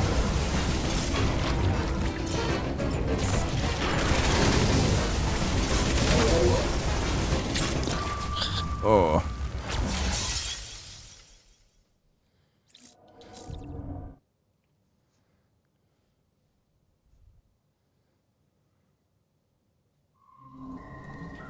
But yeah, on the note of that, we've got, yeah, demos coming along. We've got 3 3/4 of a character done out of 7. And 2 stages out of 8. But we've got a bunch of pre-made assets to have, like, temporary levels, essentially, so...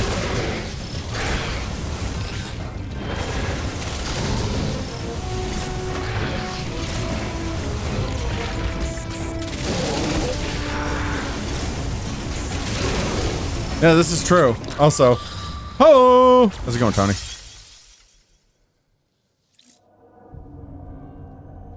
Been here since Super Bowl? Yeah, fair.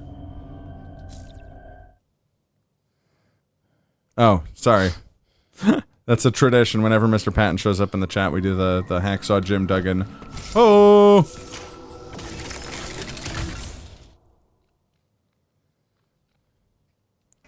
Doing good. Feels good to be done work for a week and not feel like I got run over by a steamroller. Like the last, like, 3 weeks, so... This is good.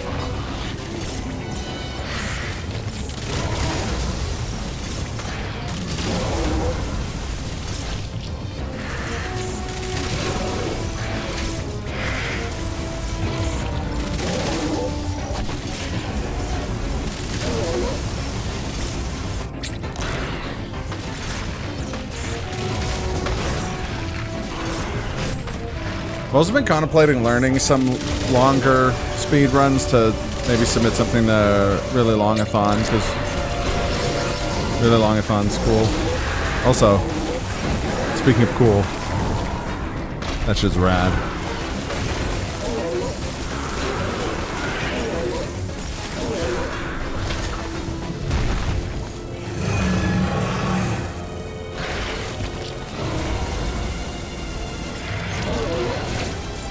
Nice.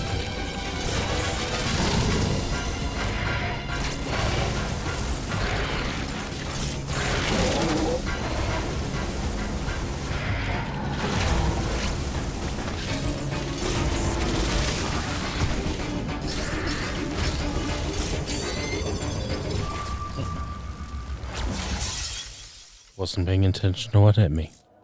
Longest game I know is 5.5 hours and I still need notes. Yeah. That was like, longest game I know is about 5.5 hours, but my best time in it was closer to 7, and that was Xenosaga 3. And I needed, like, a book full of notes. Shout out to Blue Metal for writing really good notes for that game that I could use.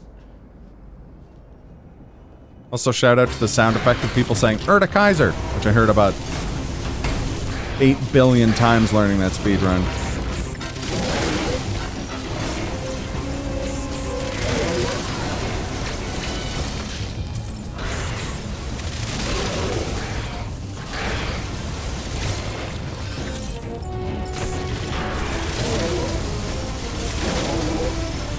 But I was looking at,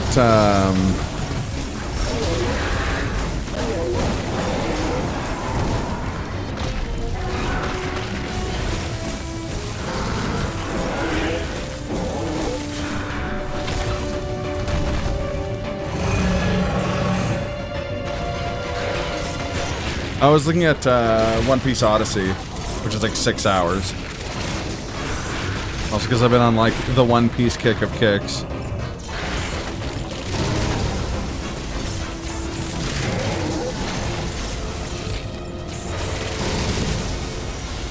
There's a category called Speed Piece, and I don't...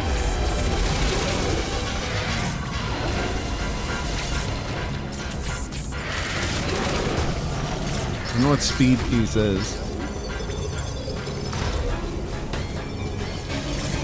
Oh, it's a mod, okay.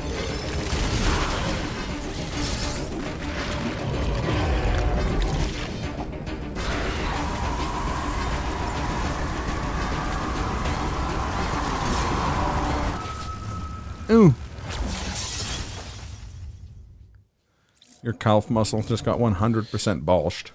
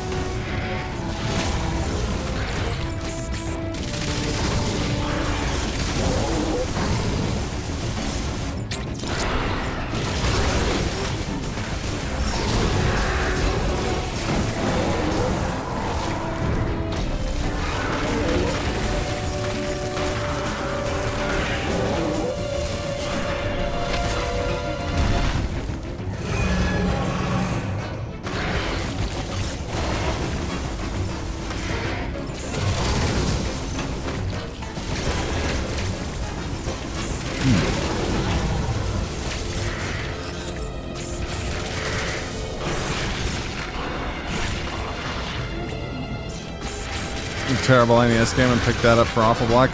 I am not the biggest NES guy. I'd more likely pick up an awful SNES game.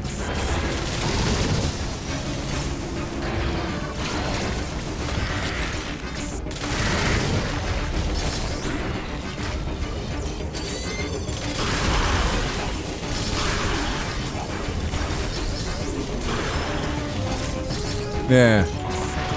Take that with your stupid targeting laser thingy.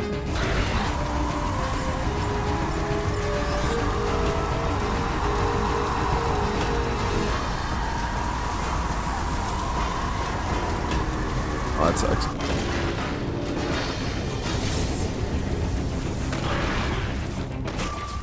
Oh, shit. Yeah, fair enough. I kind of did that with the play. I kind of did that with the PlayStation 1 and Deep Freeze. No, I think when I get to that point, there is something I can do with a Shine Spark. I don't remember exactly what.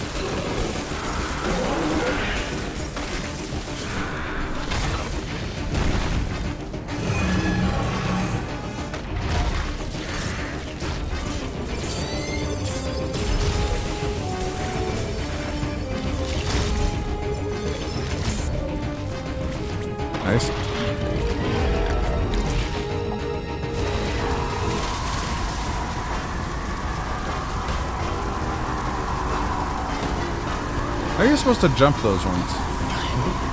Don't know. Like spin attack? I forget.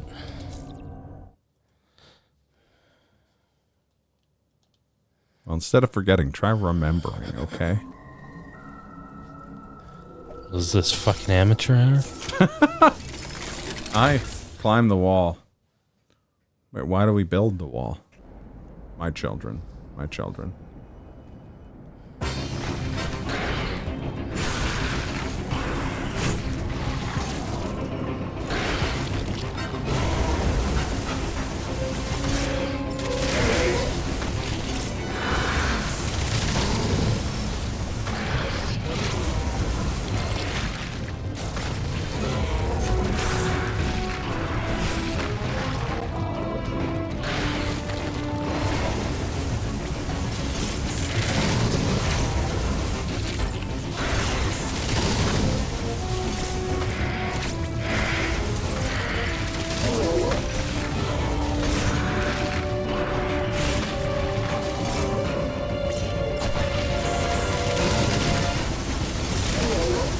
Slime seems like it would just do better than eating the attacks. The slime does hurt you, though. Yeah.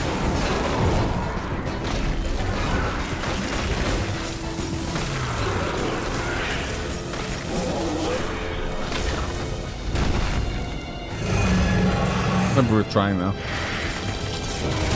Well, I'm just realizing, okay, you can't see it because it's paused, but there looks like there's a powered down climbing wall on the side there that I don't know how to activate. So if I knew that might help, but right here. Oh yeah, I see it.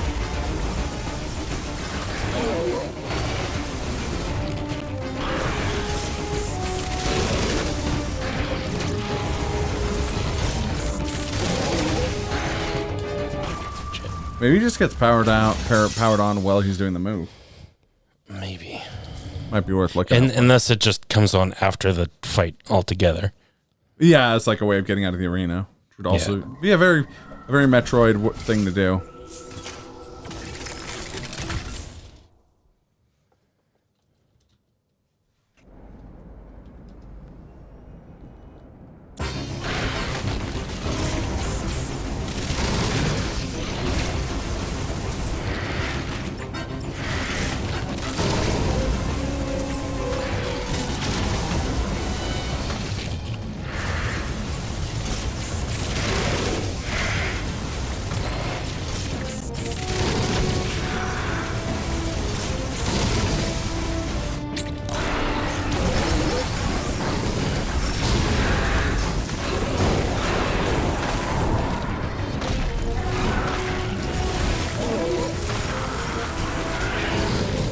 I think I just need to keep on space jumping.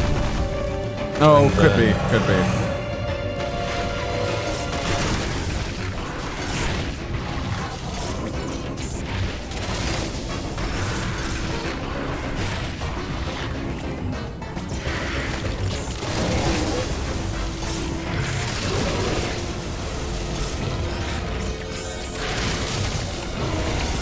Jesus.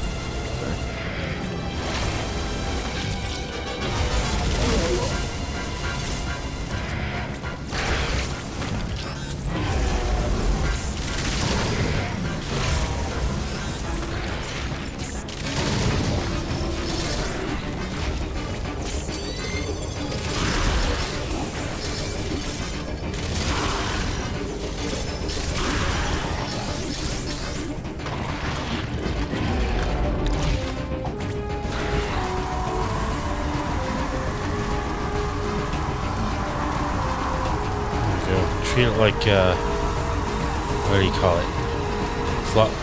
Floppy bird? Yeah. Shit.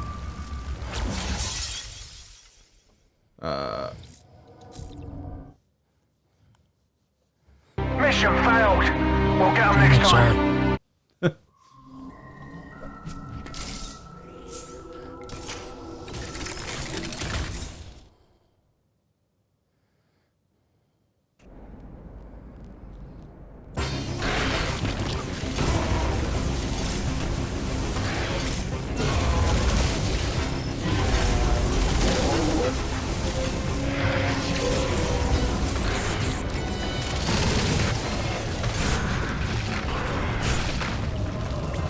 Oh, fuck, sorry. I didn't realize I was minimizing a thing.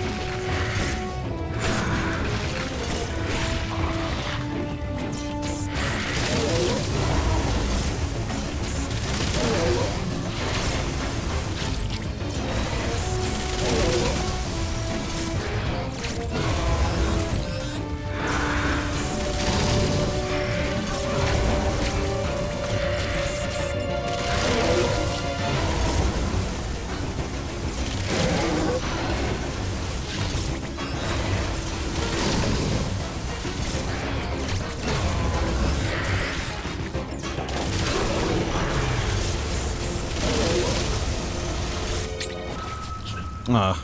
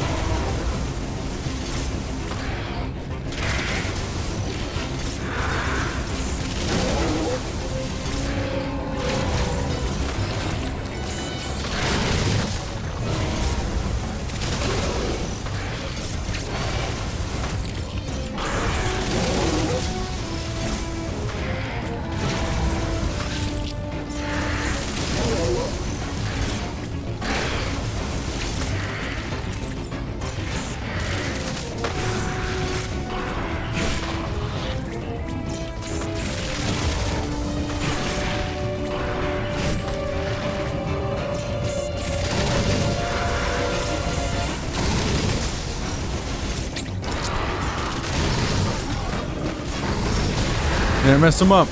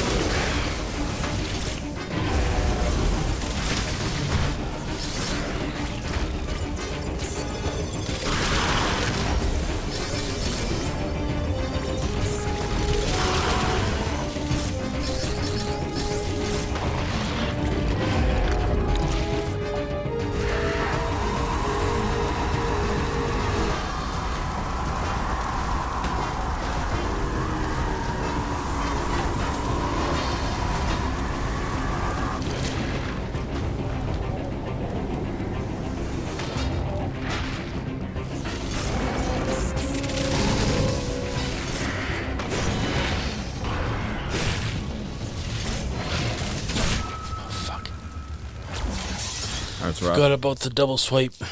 Double swipe.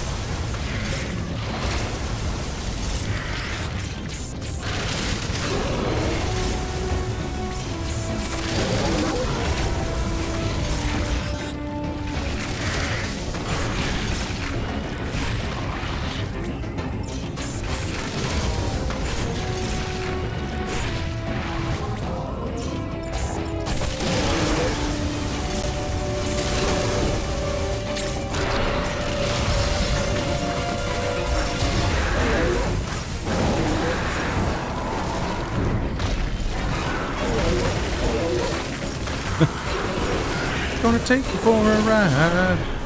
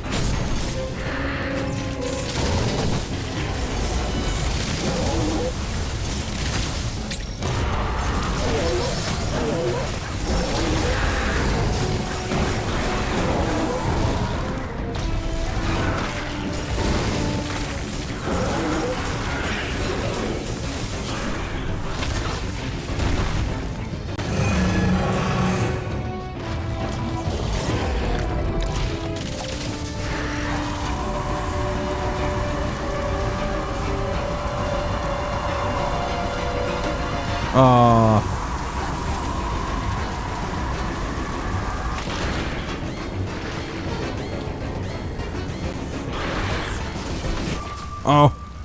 I thought you were gonna be safe there. I thought maybe if you were like low and far to the right, maybe you'd Apparently not. yeah.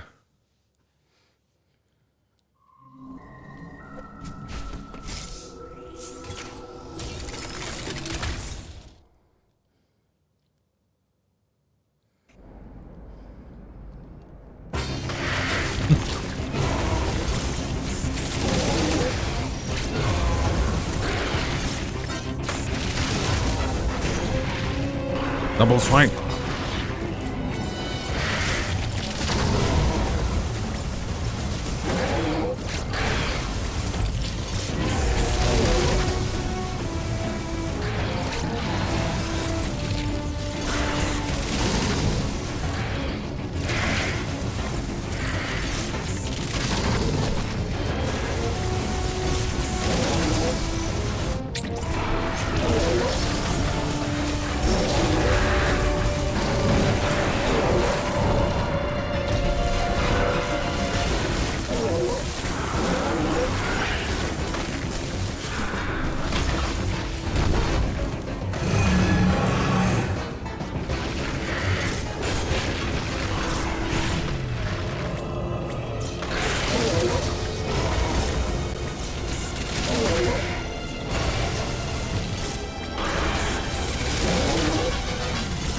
Ooh.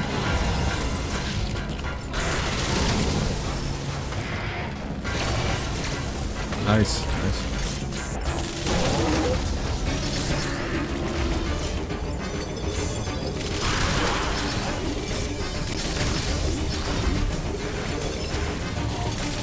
Nice, nice. Razzle dazzle in the pocket. Razzle dazzle.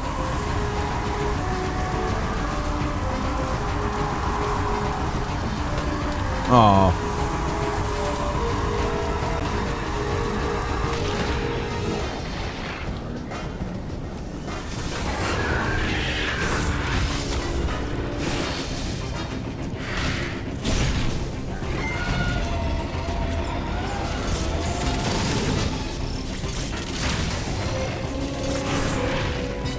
Double swipe.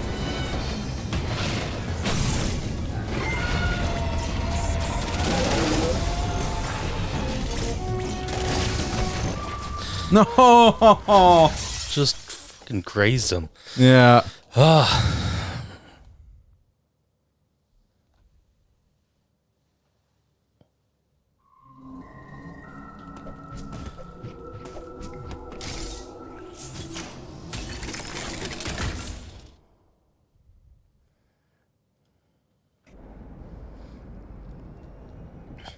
Oops. Did live long enough to get a shine spark, but I think I missed where I was. I think I'm supposed to hit him in the head.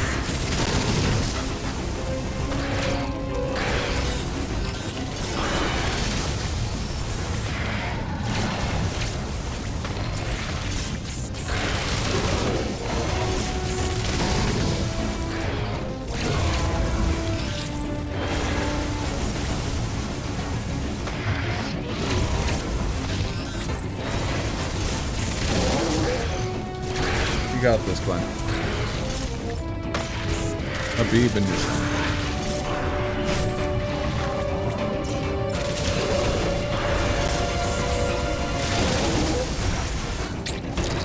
Oh. Double's right.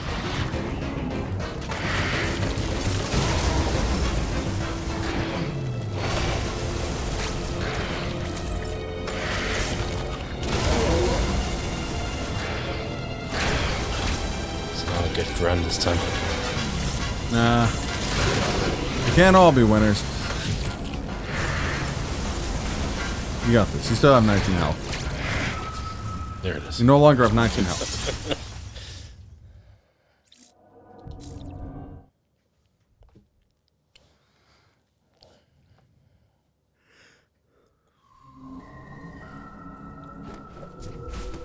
Grab sequences. I'll grab your sequences. All right. In other words, a UFC match. Yeah. I kid. Hello. I don't have any hot takes on UFC.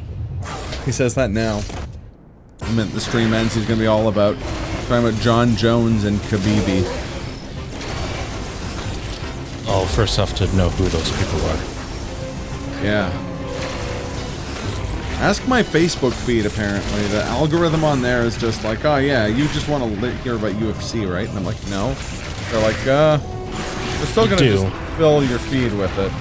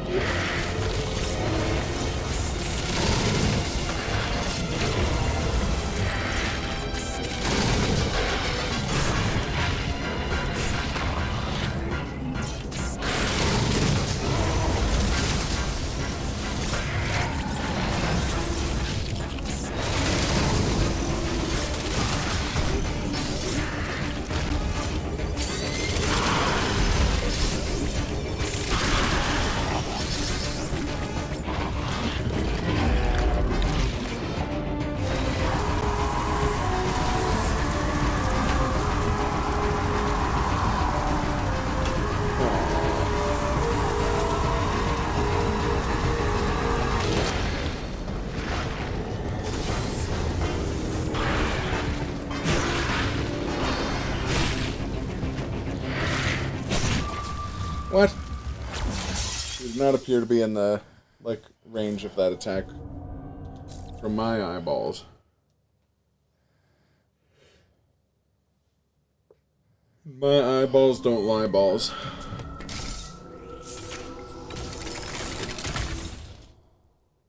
Puerto Rican friend into Star Trek because he really likes the Orville. What episodes should I show him first? Ooh. That's tough.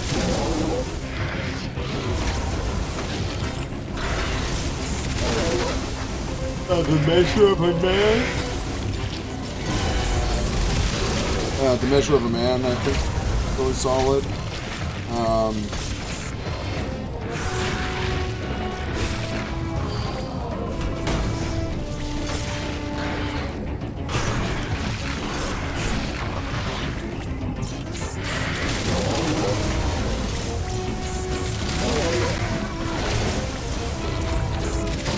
I don't think of good episodes, and all I can think of is awful episodes for some reason.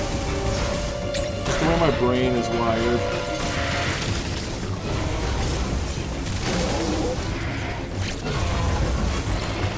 Measure of a Man, City on the Edge Forever. Oh, really solid choice as well.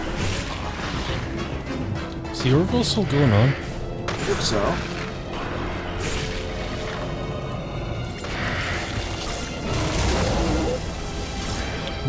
Never like started watching it, even though like Seth MacFarlane doing a Star Trek parody type. Yeah. It seemed interesting. Oh, it just recently got canceled though. Yeah, the Orville's good. I liked it. I knew a lot of people were like, it's the best Star Trek since like TNG or DS9, and I'm like, yeah, it's. I don't know about that one, pals. It's good. All of the Orville is good. Yeah. All of the Orville is good. Yeah.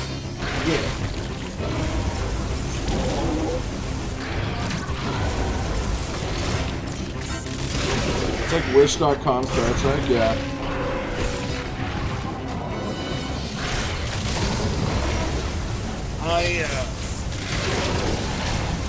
I really liked,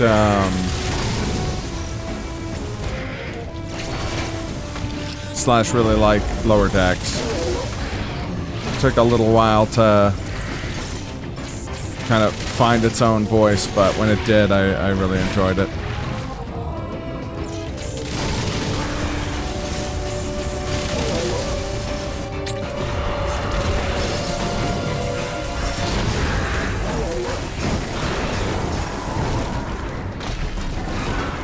No, yeah, Lower Decks is not what I would call beginner's Star Trek. It's so heavily, like, rooted in, like, the tropes and history of the franchise that it's kind of meaningless without, that wasn't, it wasn't a recommendation for showing your friend it. Duet is a really good episode if you want to show him some DS9.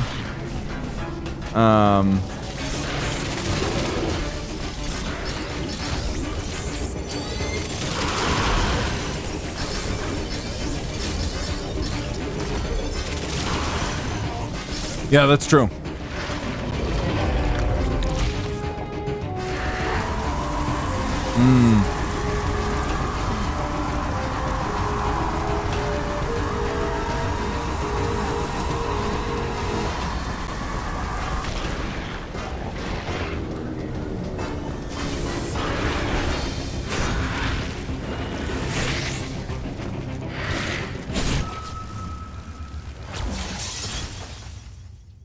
A huge Star Trek fan, but enjoyed.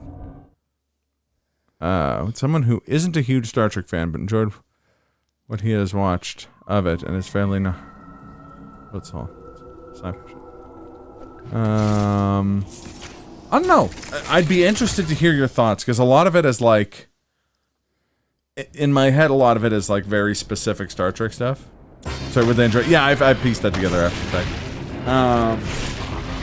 I feel like you'd still probably enjoy it, but I'd be curious to hear your thoughts if you did watch it.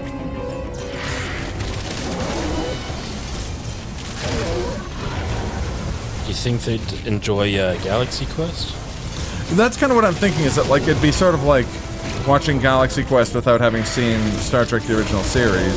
And I think Galaxy Quest kind of works on its own, so I feel like Lower Decks would somewhat work on its own.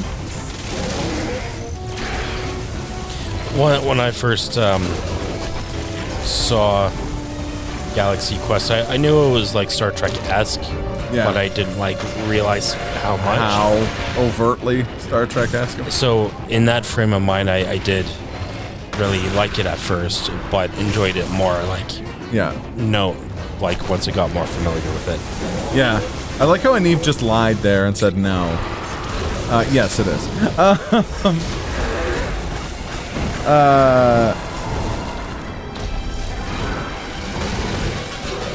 Yeah, I agree with TRG. You'd probably enjoy it without new prior knowledge. Oh, For the Uniform is another incredible DS9 episode.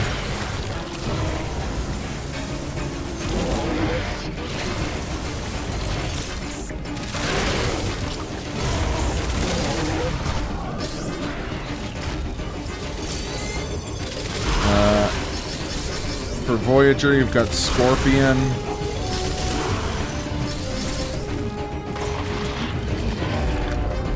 I always think of Scorpion when I think of, like, good Voyager, because it's probably the best Voyager. Although, Shape of Fear is also really good. Michael McKean is, like, a digital ghost clown.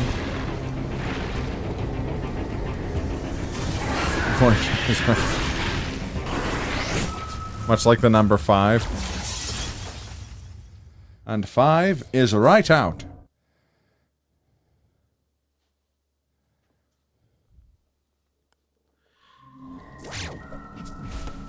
Here's my my recommendation for making sure your friend never watches. Oh, hey, thanks for stopping by, Giselle. Appreciate yous. Have a great night. Peace out. Here's my recommendation for how to prevent someone from ever watching Star Trek, even on accident. You're gonna want to start with either Spock's brain or the one with Space Lincoln, like the Ultra Codex or something like that. Follow up with Code of Honor. And then up the long ladder.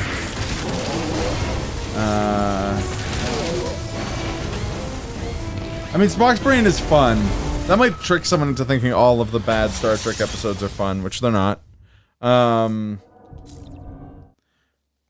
I can't remember which. I'm just gonna look it up. This is gonna be the strangest YouTube of recent. Original Star Trek. Space.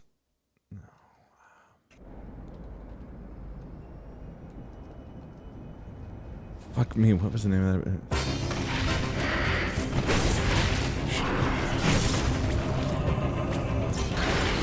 The Omega Glory. So we're starting off with part where Bones is like, it's so simple, a child could do it. Yeah.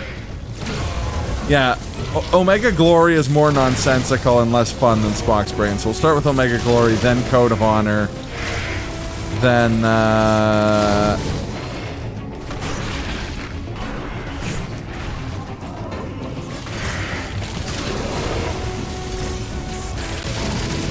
that's fair. Up the Long Ladder, the shitty DS9 episode with the stupid game.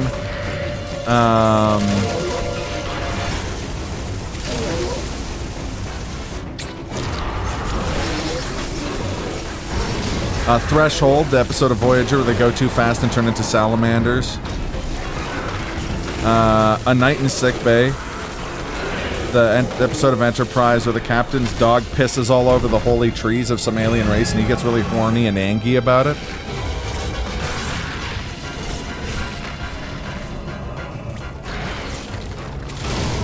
Is Omega Glory just a really good glory hole? It's the last glory hole you'll ever need. Put your dick through it and then Space Abraham Lincoln comes and... Omega Glory, they go to like a planet of cavemen. And then the cavemen, for some reason, have, like, the Declaration of Independence. And when I try to think about it more than that, I get a nosebleed and steam comes out of my ears.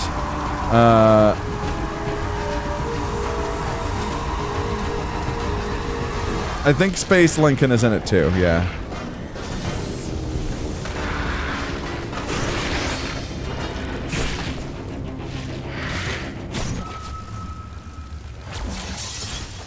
No, it's a giant carving of the Declaration of Independence on like a cave wall, if I remember correctly. No, it's actually just the actual Declaration of Independence.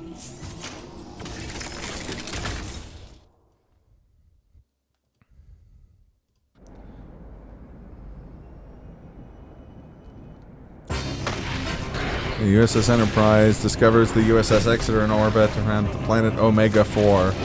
And Kirk, Spock, McCoy, and Lieutenant Galloway beam onto the empty ship's engineering section to investigate the discovery to be seemingly abandoned, only start flipping forms and some crystals remain.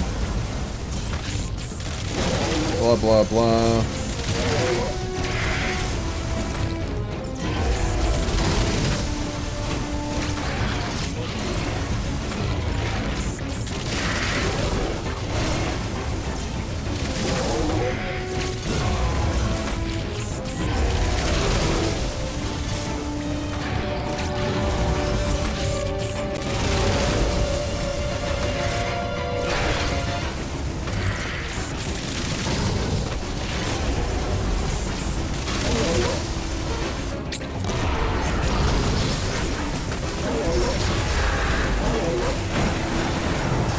Also, there's the one with Space Collis that looks like nothing like Collis from TNG. Oh, yeah. Nicolas Cage Gene took root early. Iborg. Oh, yeah, Iborg is quite good. Alternatively, both parts of,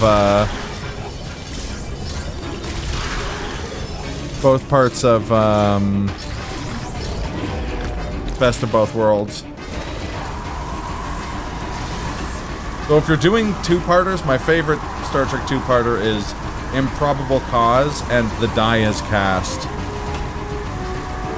which are both which is a DS9 two-parter, but it's so fucking good. Oh, that's kind of cool.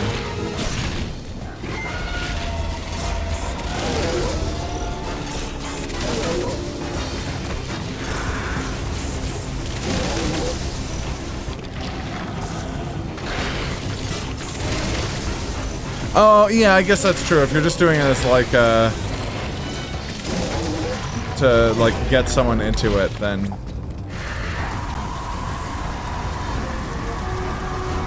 I feel like you could throw in an obligatory holodeck episode. Just because if they don't know what holodeck episodes are, they're not gonna have a good time. Like, it's important for building Trek literacy. Oh, fuck. Brutal. And on that note, either a fistful of datas or take me out to the holodeck.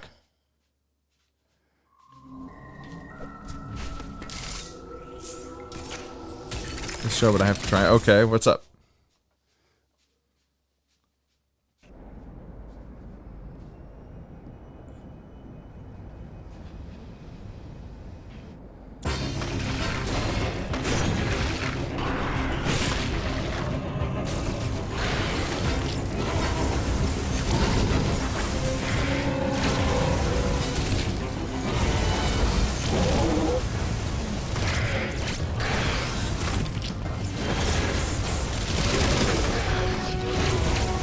Let me guess, the show is Saul of the Mole Man. I do actually know that show. Actually, as many people can attest, I am in fact the only person who knows about Saul of the Mole Man. The people who made Saul of the Mole Man don't remember Saul of the Mole Man, but I do. It's my unholy punishment for crimes committed in an earlier life that only I can remember Saul of the Mole Man.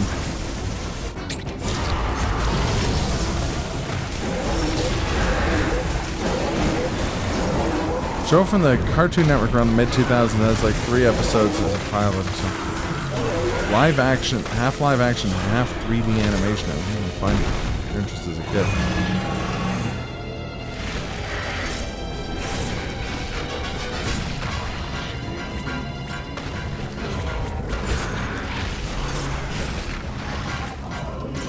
God, this guy blocked you and then got angry that you dodged his moves and he just did them again. He is in fact a Ken player.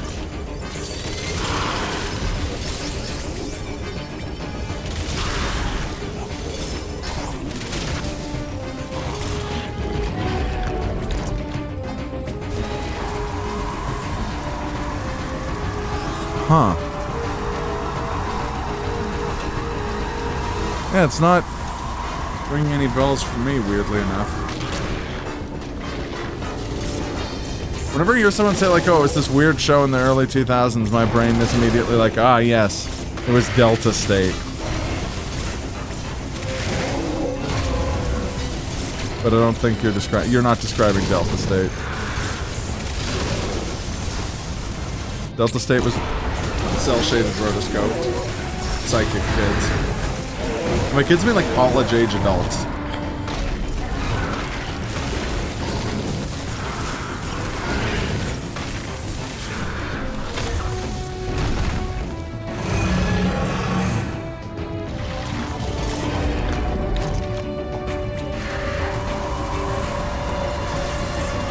Wait, unless it's the Max. I don't think it's the Max. No, that wasn't part live action, that was all animated. Just had like the regular world and then like the weird comic book world. Shit.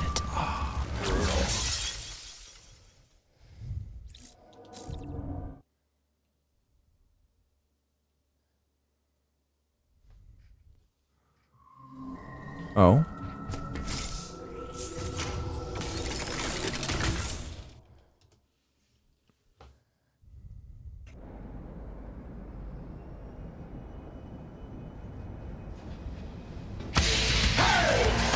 Oh god, Los Luchadores. I've never actually watched Los Luchadores, but I've seen that intro a million times.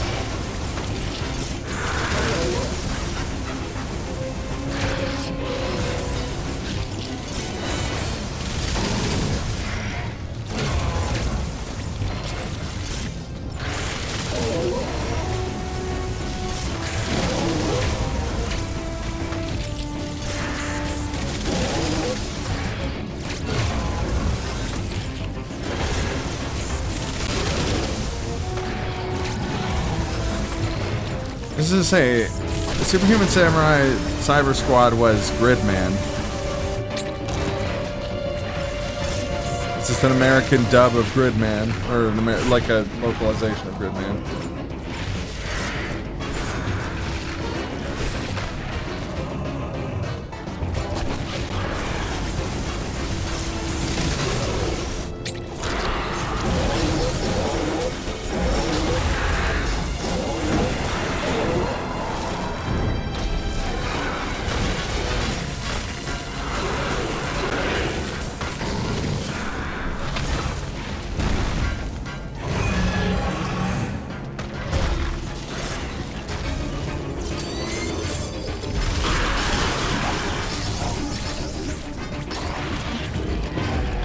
Or is it Who Killed Roger Rabbit?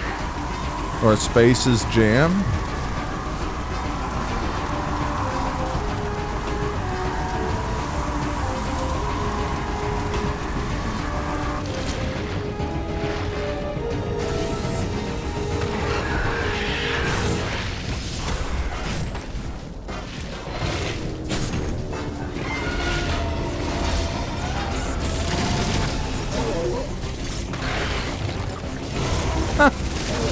Really? Wow, okay, then I'm tapping out like those luchadors names.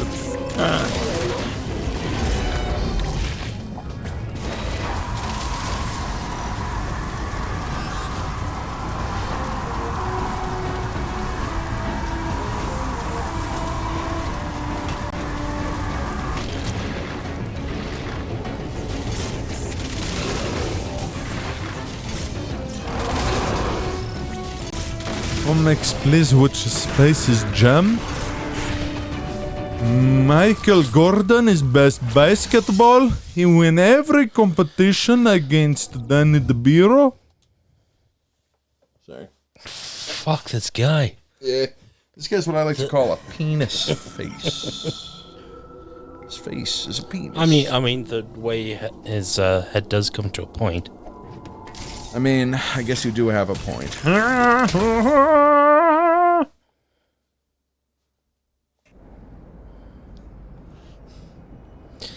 Like when he goes for the double swipe, the way he like unfurls his arms. Yeah. I'm not imagining a basketball with Michael Jordan's face on it going,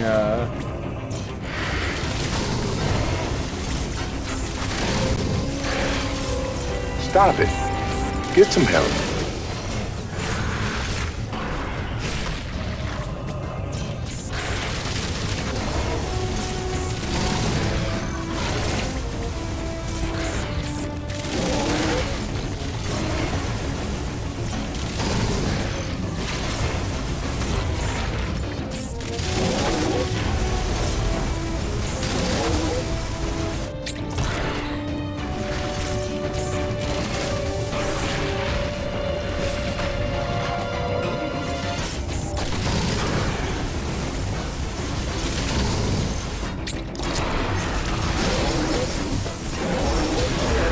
Is the show called Out of Jimmy's Head?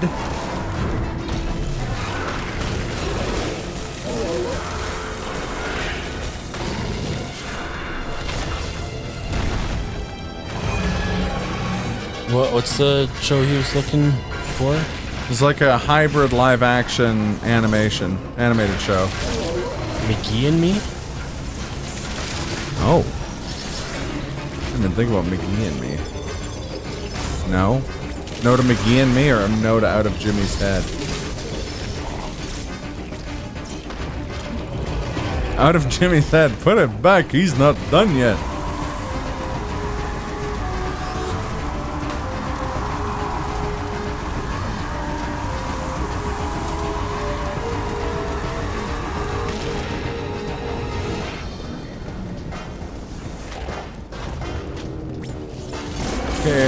I don't think it's McGee and Me, but I love the fucking weirdo art for McGee and Me. Wait, so it's half live action and half CGI. Is it a modern day blockbuster? Hey yo, Godot, I'm walking. Are you waiting for Godot? A little bit. I always do that, and it's just a thing from fucking The Critic. Hey, where yo, it's like, Godot. Hey, yo, Godot, I'm waiting here.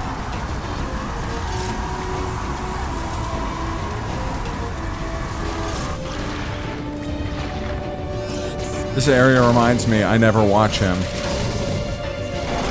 No.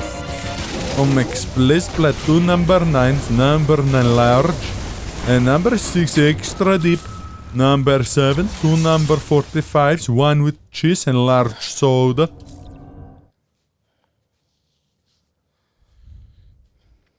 Is it Ned's Newt? It's not. That doesn't mean any of the criteria you're talking about. Ned's Newt. He's so enormous. Ned's Newt. Very precocious. Ned's Newt. He's where the fun is at. If I ever performed for you my rendition that my twin and I would always do with that song? Maybe. I think you did during a previous stream. I think you did during Buck Bumble, but please. Please. Ned's face looks like a monkey. Ned's face looks like a monkey. Ned's face looks like a monkey's butt. That's pretty good.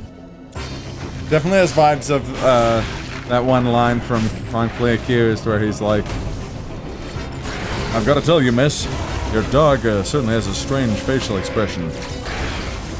Well, that's because you're looking at his ass. Well, then he's not going to enjoy that treat I just fed him.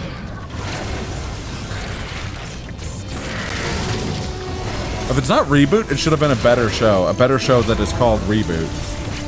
Because Reboot fucks hard. Yes.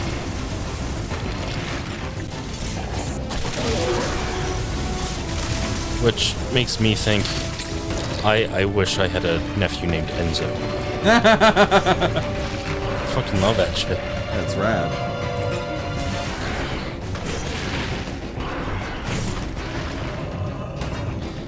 My older brother even has a wife who's part Italian, so could very well.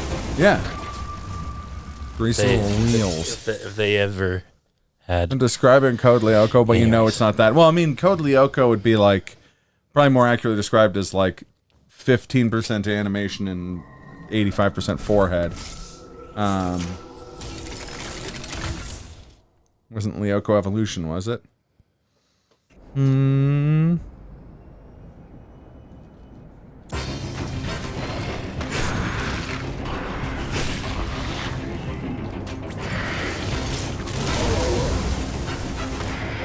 I like how Lyoko Evolution took the gigantic foreheads of the 2D animation. And that was it.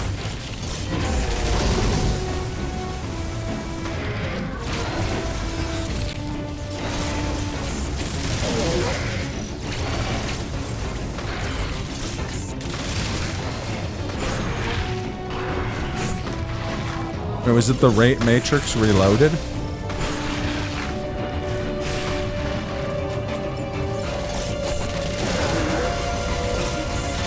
Don't answer that. That was a dumb question.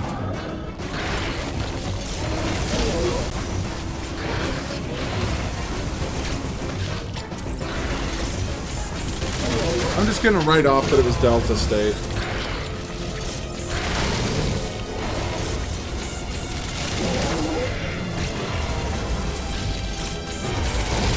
I'm petitioning to change Geist's memories that the show they saw the peak their interest with Delta State. They thought it was cool about those guys had like jackets where the inside was like a nebula.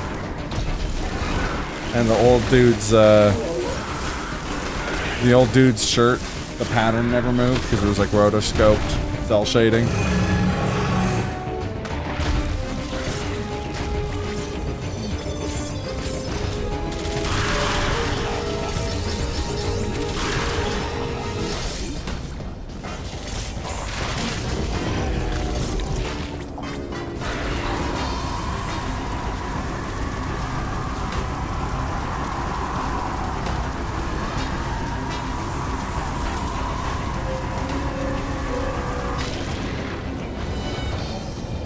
Cyber Chase. Is that what TRG just posted? Cyber chase for Wow. Oh, not Cartoon Network. Wait. I wonder if it's this one. One sec here.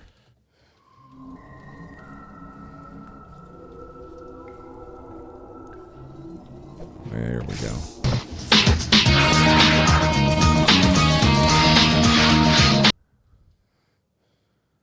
Yeah, here we go. This is the one. This is definitely not something we have established isn't the thing. It's definitely this one, though.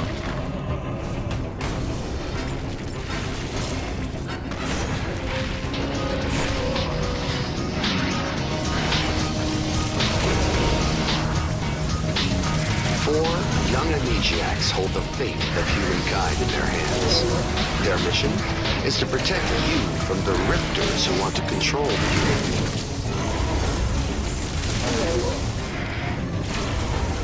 It wasn't Delta State, it was the Delta State theme song.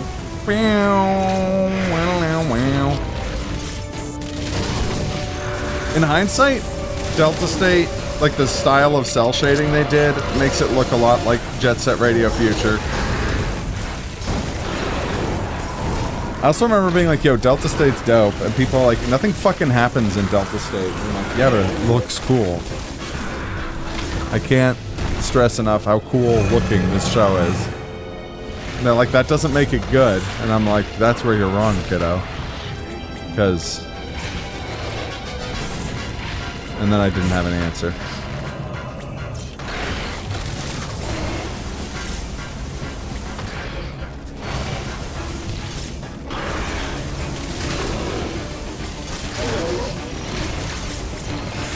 It's the second Gilbert Gottfried played a cartoon bird.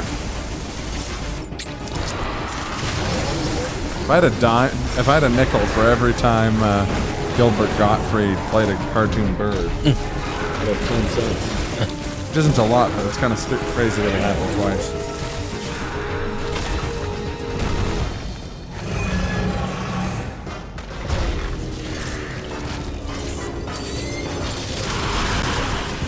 Nice.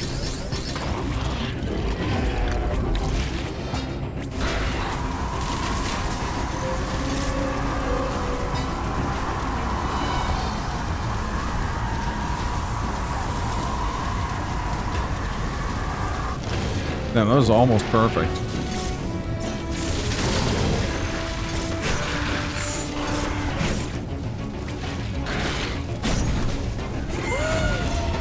Fucking animal is.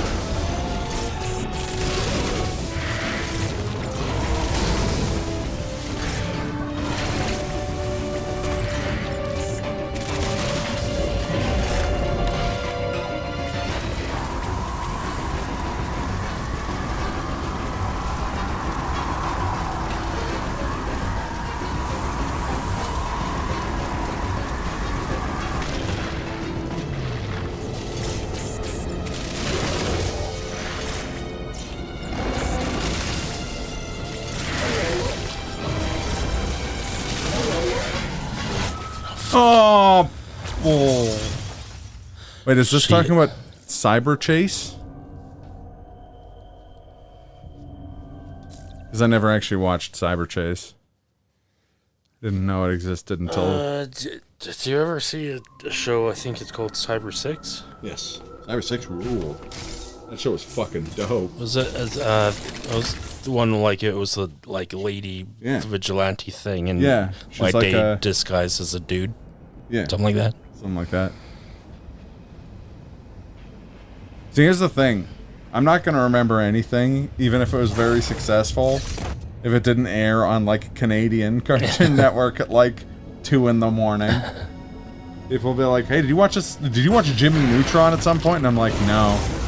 Not like 15 seconds total of Jimmy Neutron I've seen in my life. But I saw every episode of fucking Sons of Butcher. And, like... Tom Goes to the Mayor and stuff like that. Oh, yeah, no. I'm curious, too, because I'm always interested in that kind of stuff. And I did, like... Later in life, like... there was a period of time where my grandmother had satellite and got a lot of American channels. I'm one of the few people I know of who'd seen Mystery Science Theater before, like, the age of the internet, just because I was on we watched it on Comedy Network once when I was a kid.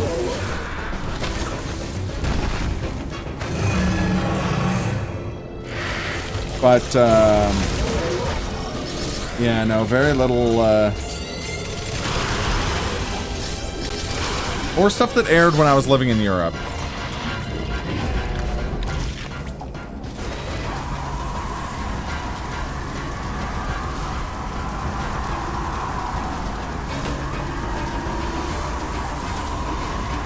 Oh, yeah? Wait, a Cyber Chase or Mystery Science Theater?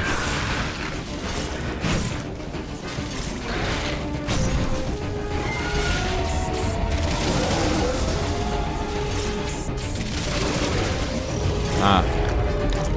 Nice.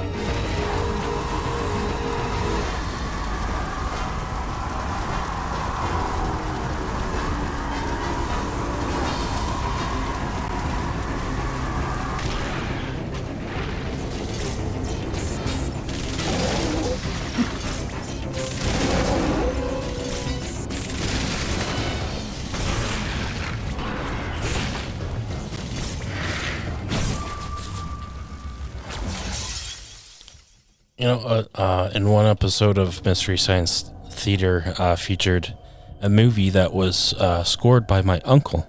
Yes. And now he does a Elton John tribute show that sells out, like, frequently. And it's awesome. Pretty dope. His persona is Sir L. Tenjon. That's pretty good.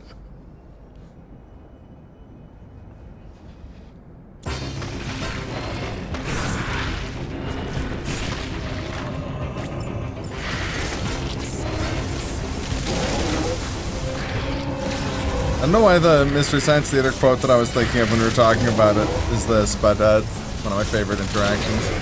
What do you want for Christmas, Crow? Oh, I want to decide who lives and dies. This is an expert level answer to what you want for Christmas.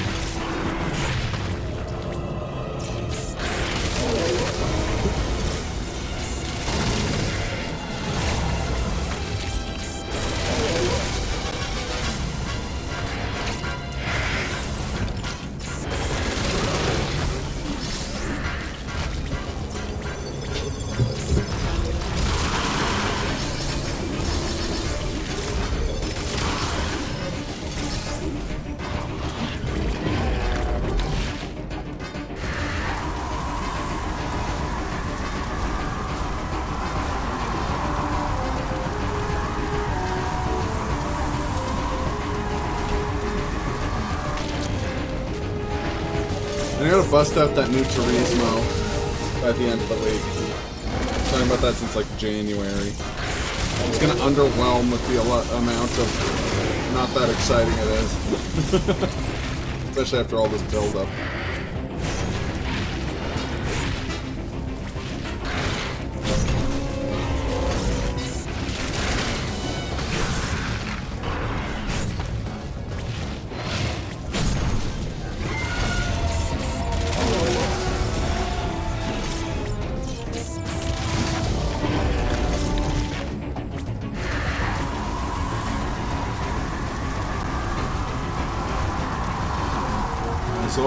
It's all in the pocket.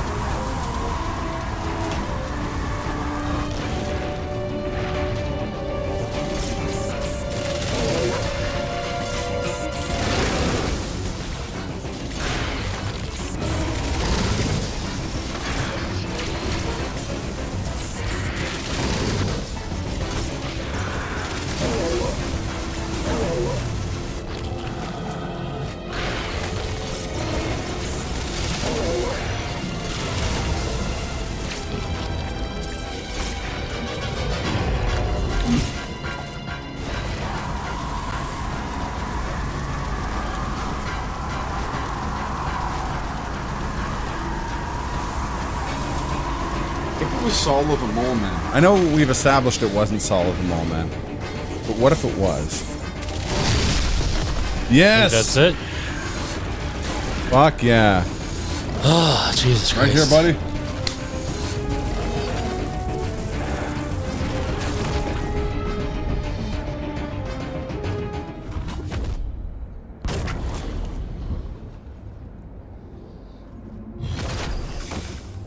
I think I'm gonna find a safe point and ask that we call it. Of course.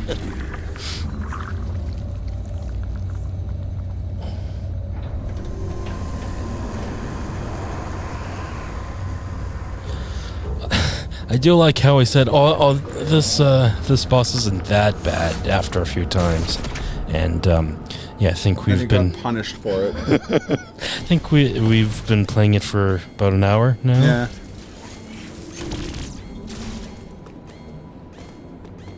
Yeah, that's my jam. Here we go. There was a mission underground, so they sent some explorers down. But the crewmen of any work died on their way to the center of the earth. So we're left with Johnny Tambourine, a grumpy robot machine, and Saul Malone, the de facto leader of the team. And now he's Saul of the Mole Man. Saul of the Mole Man. I like how the upload of the theme song to that show ends early.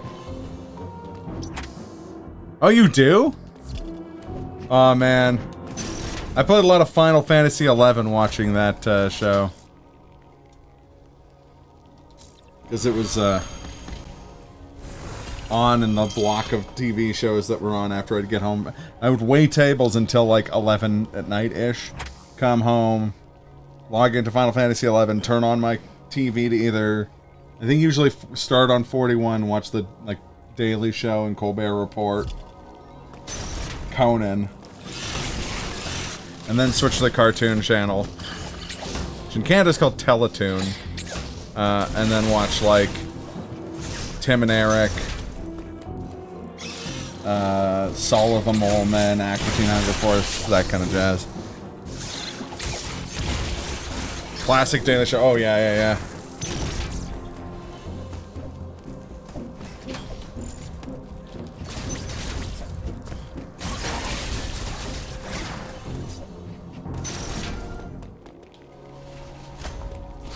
So I don't know if I showed you this, but have you ever... Oh yeah, Harvey Birdman, 100%.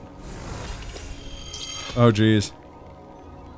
Have you ever wondered what Buddy Holly by Weezer would sound like if it was a Pokemon gym leader battle? Oh. You're about it.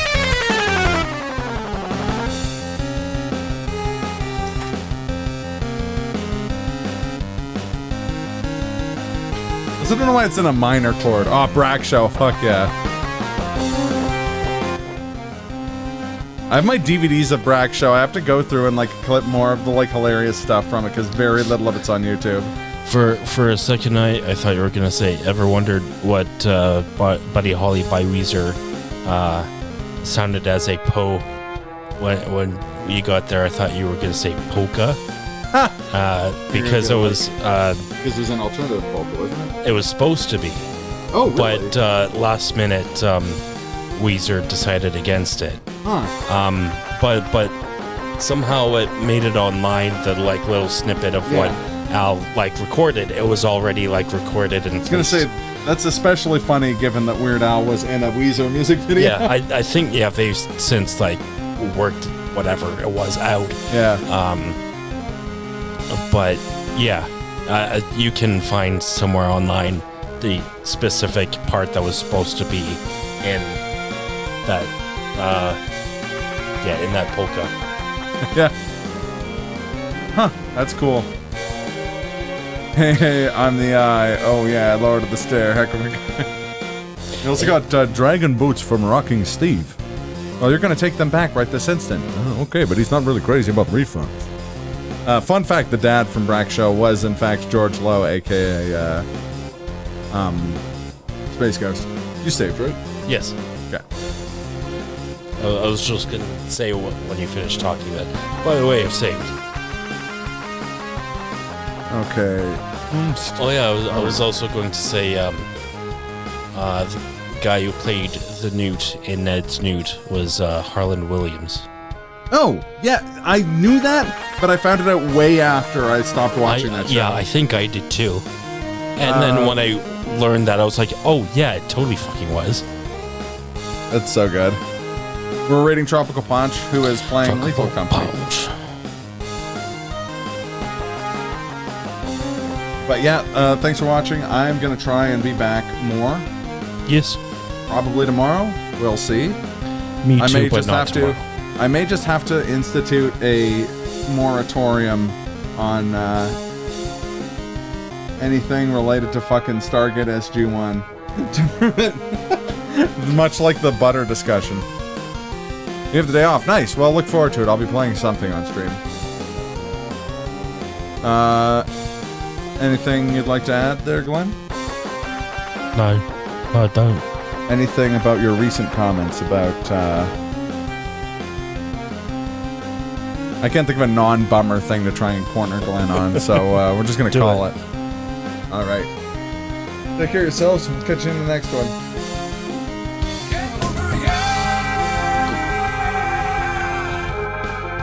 That is for your eardrums.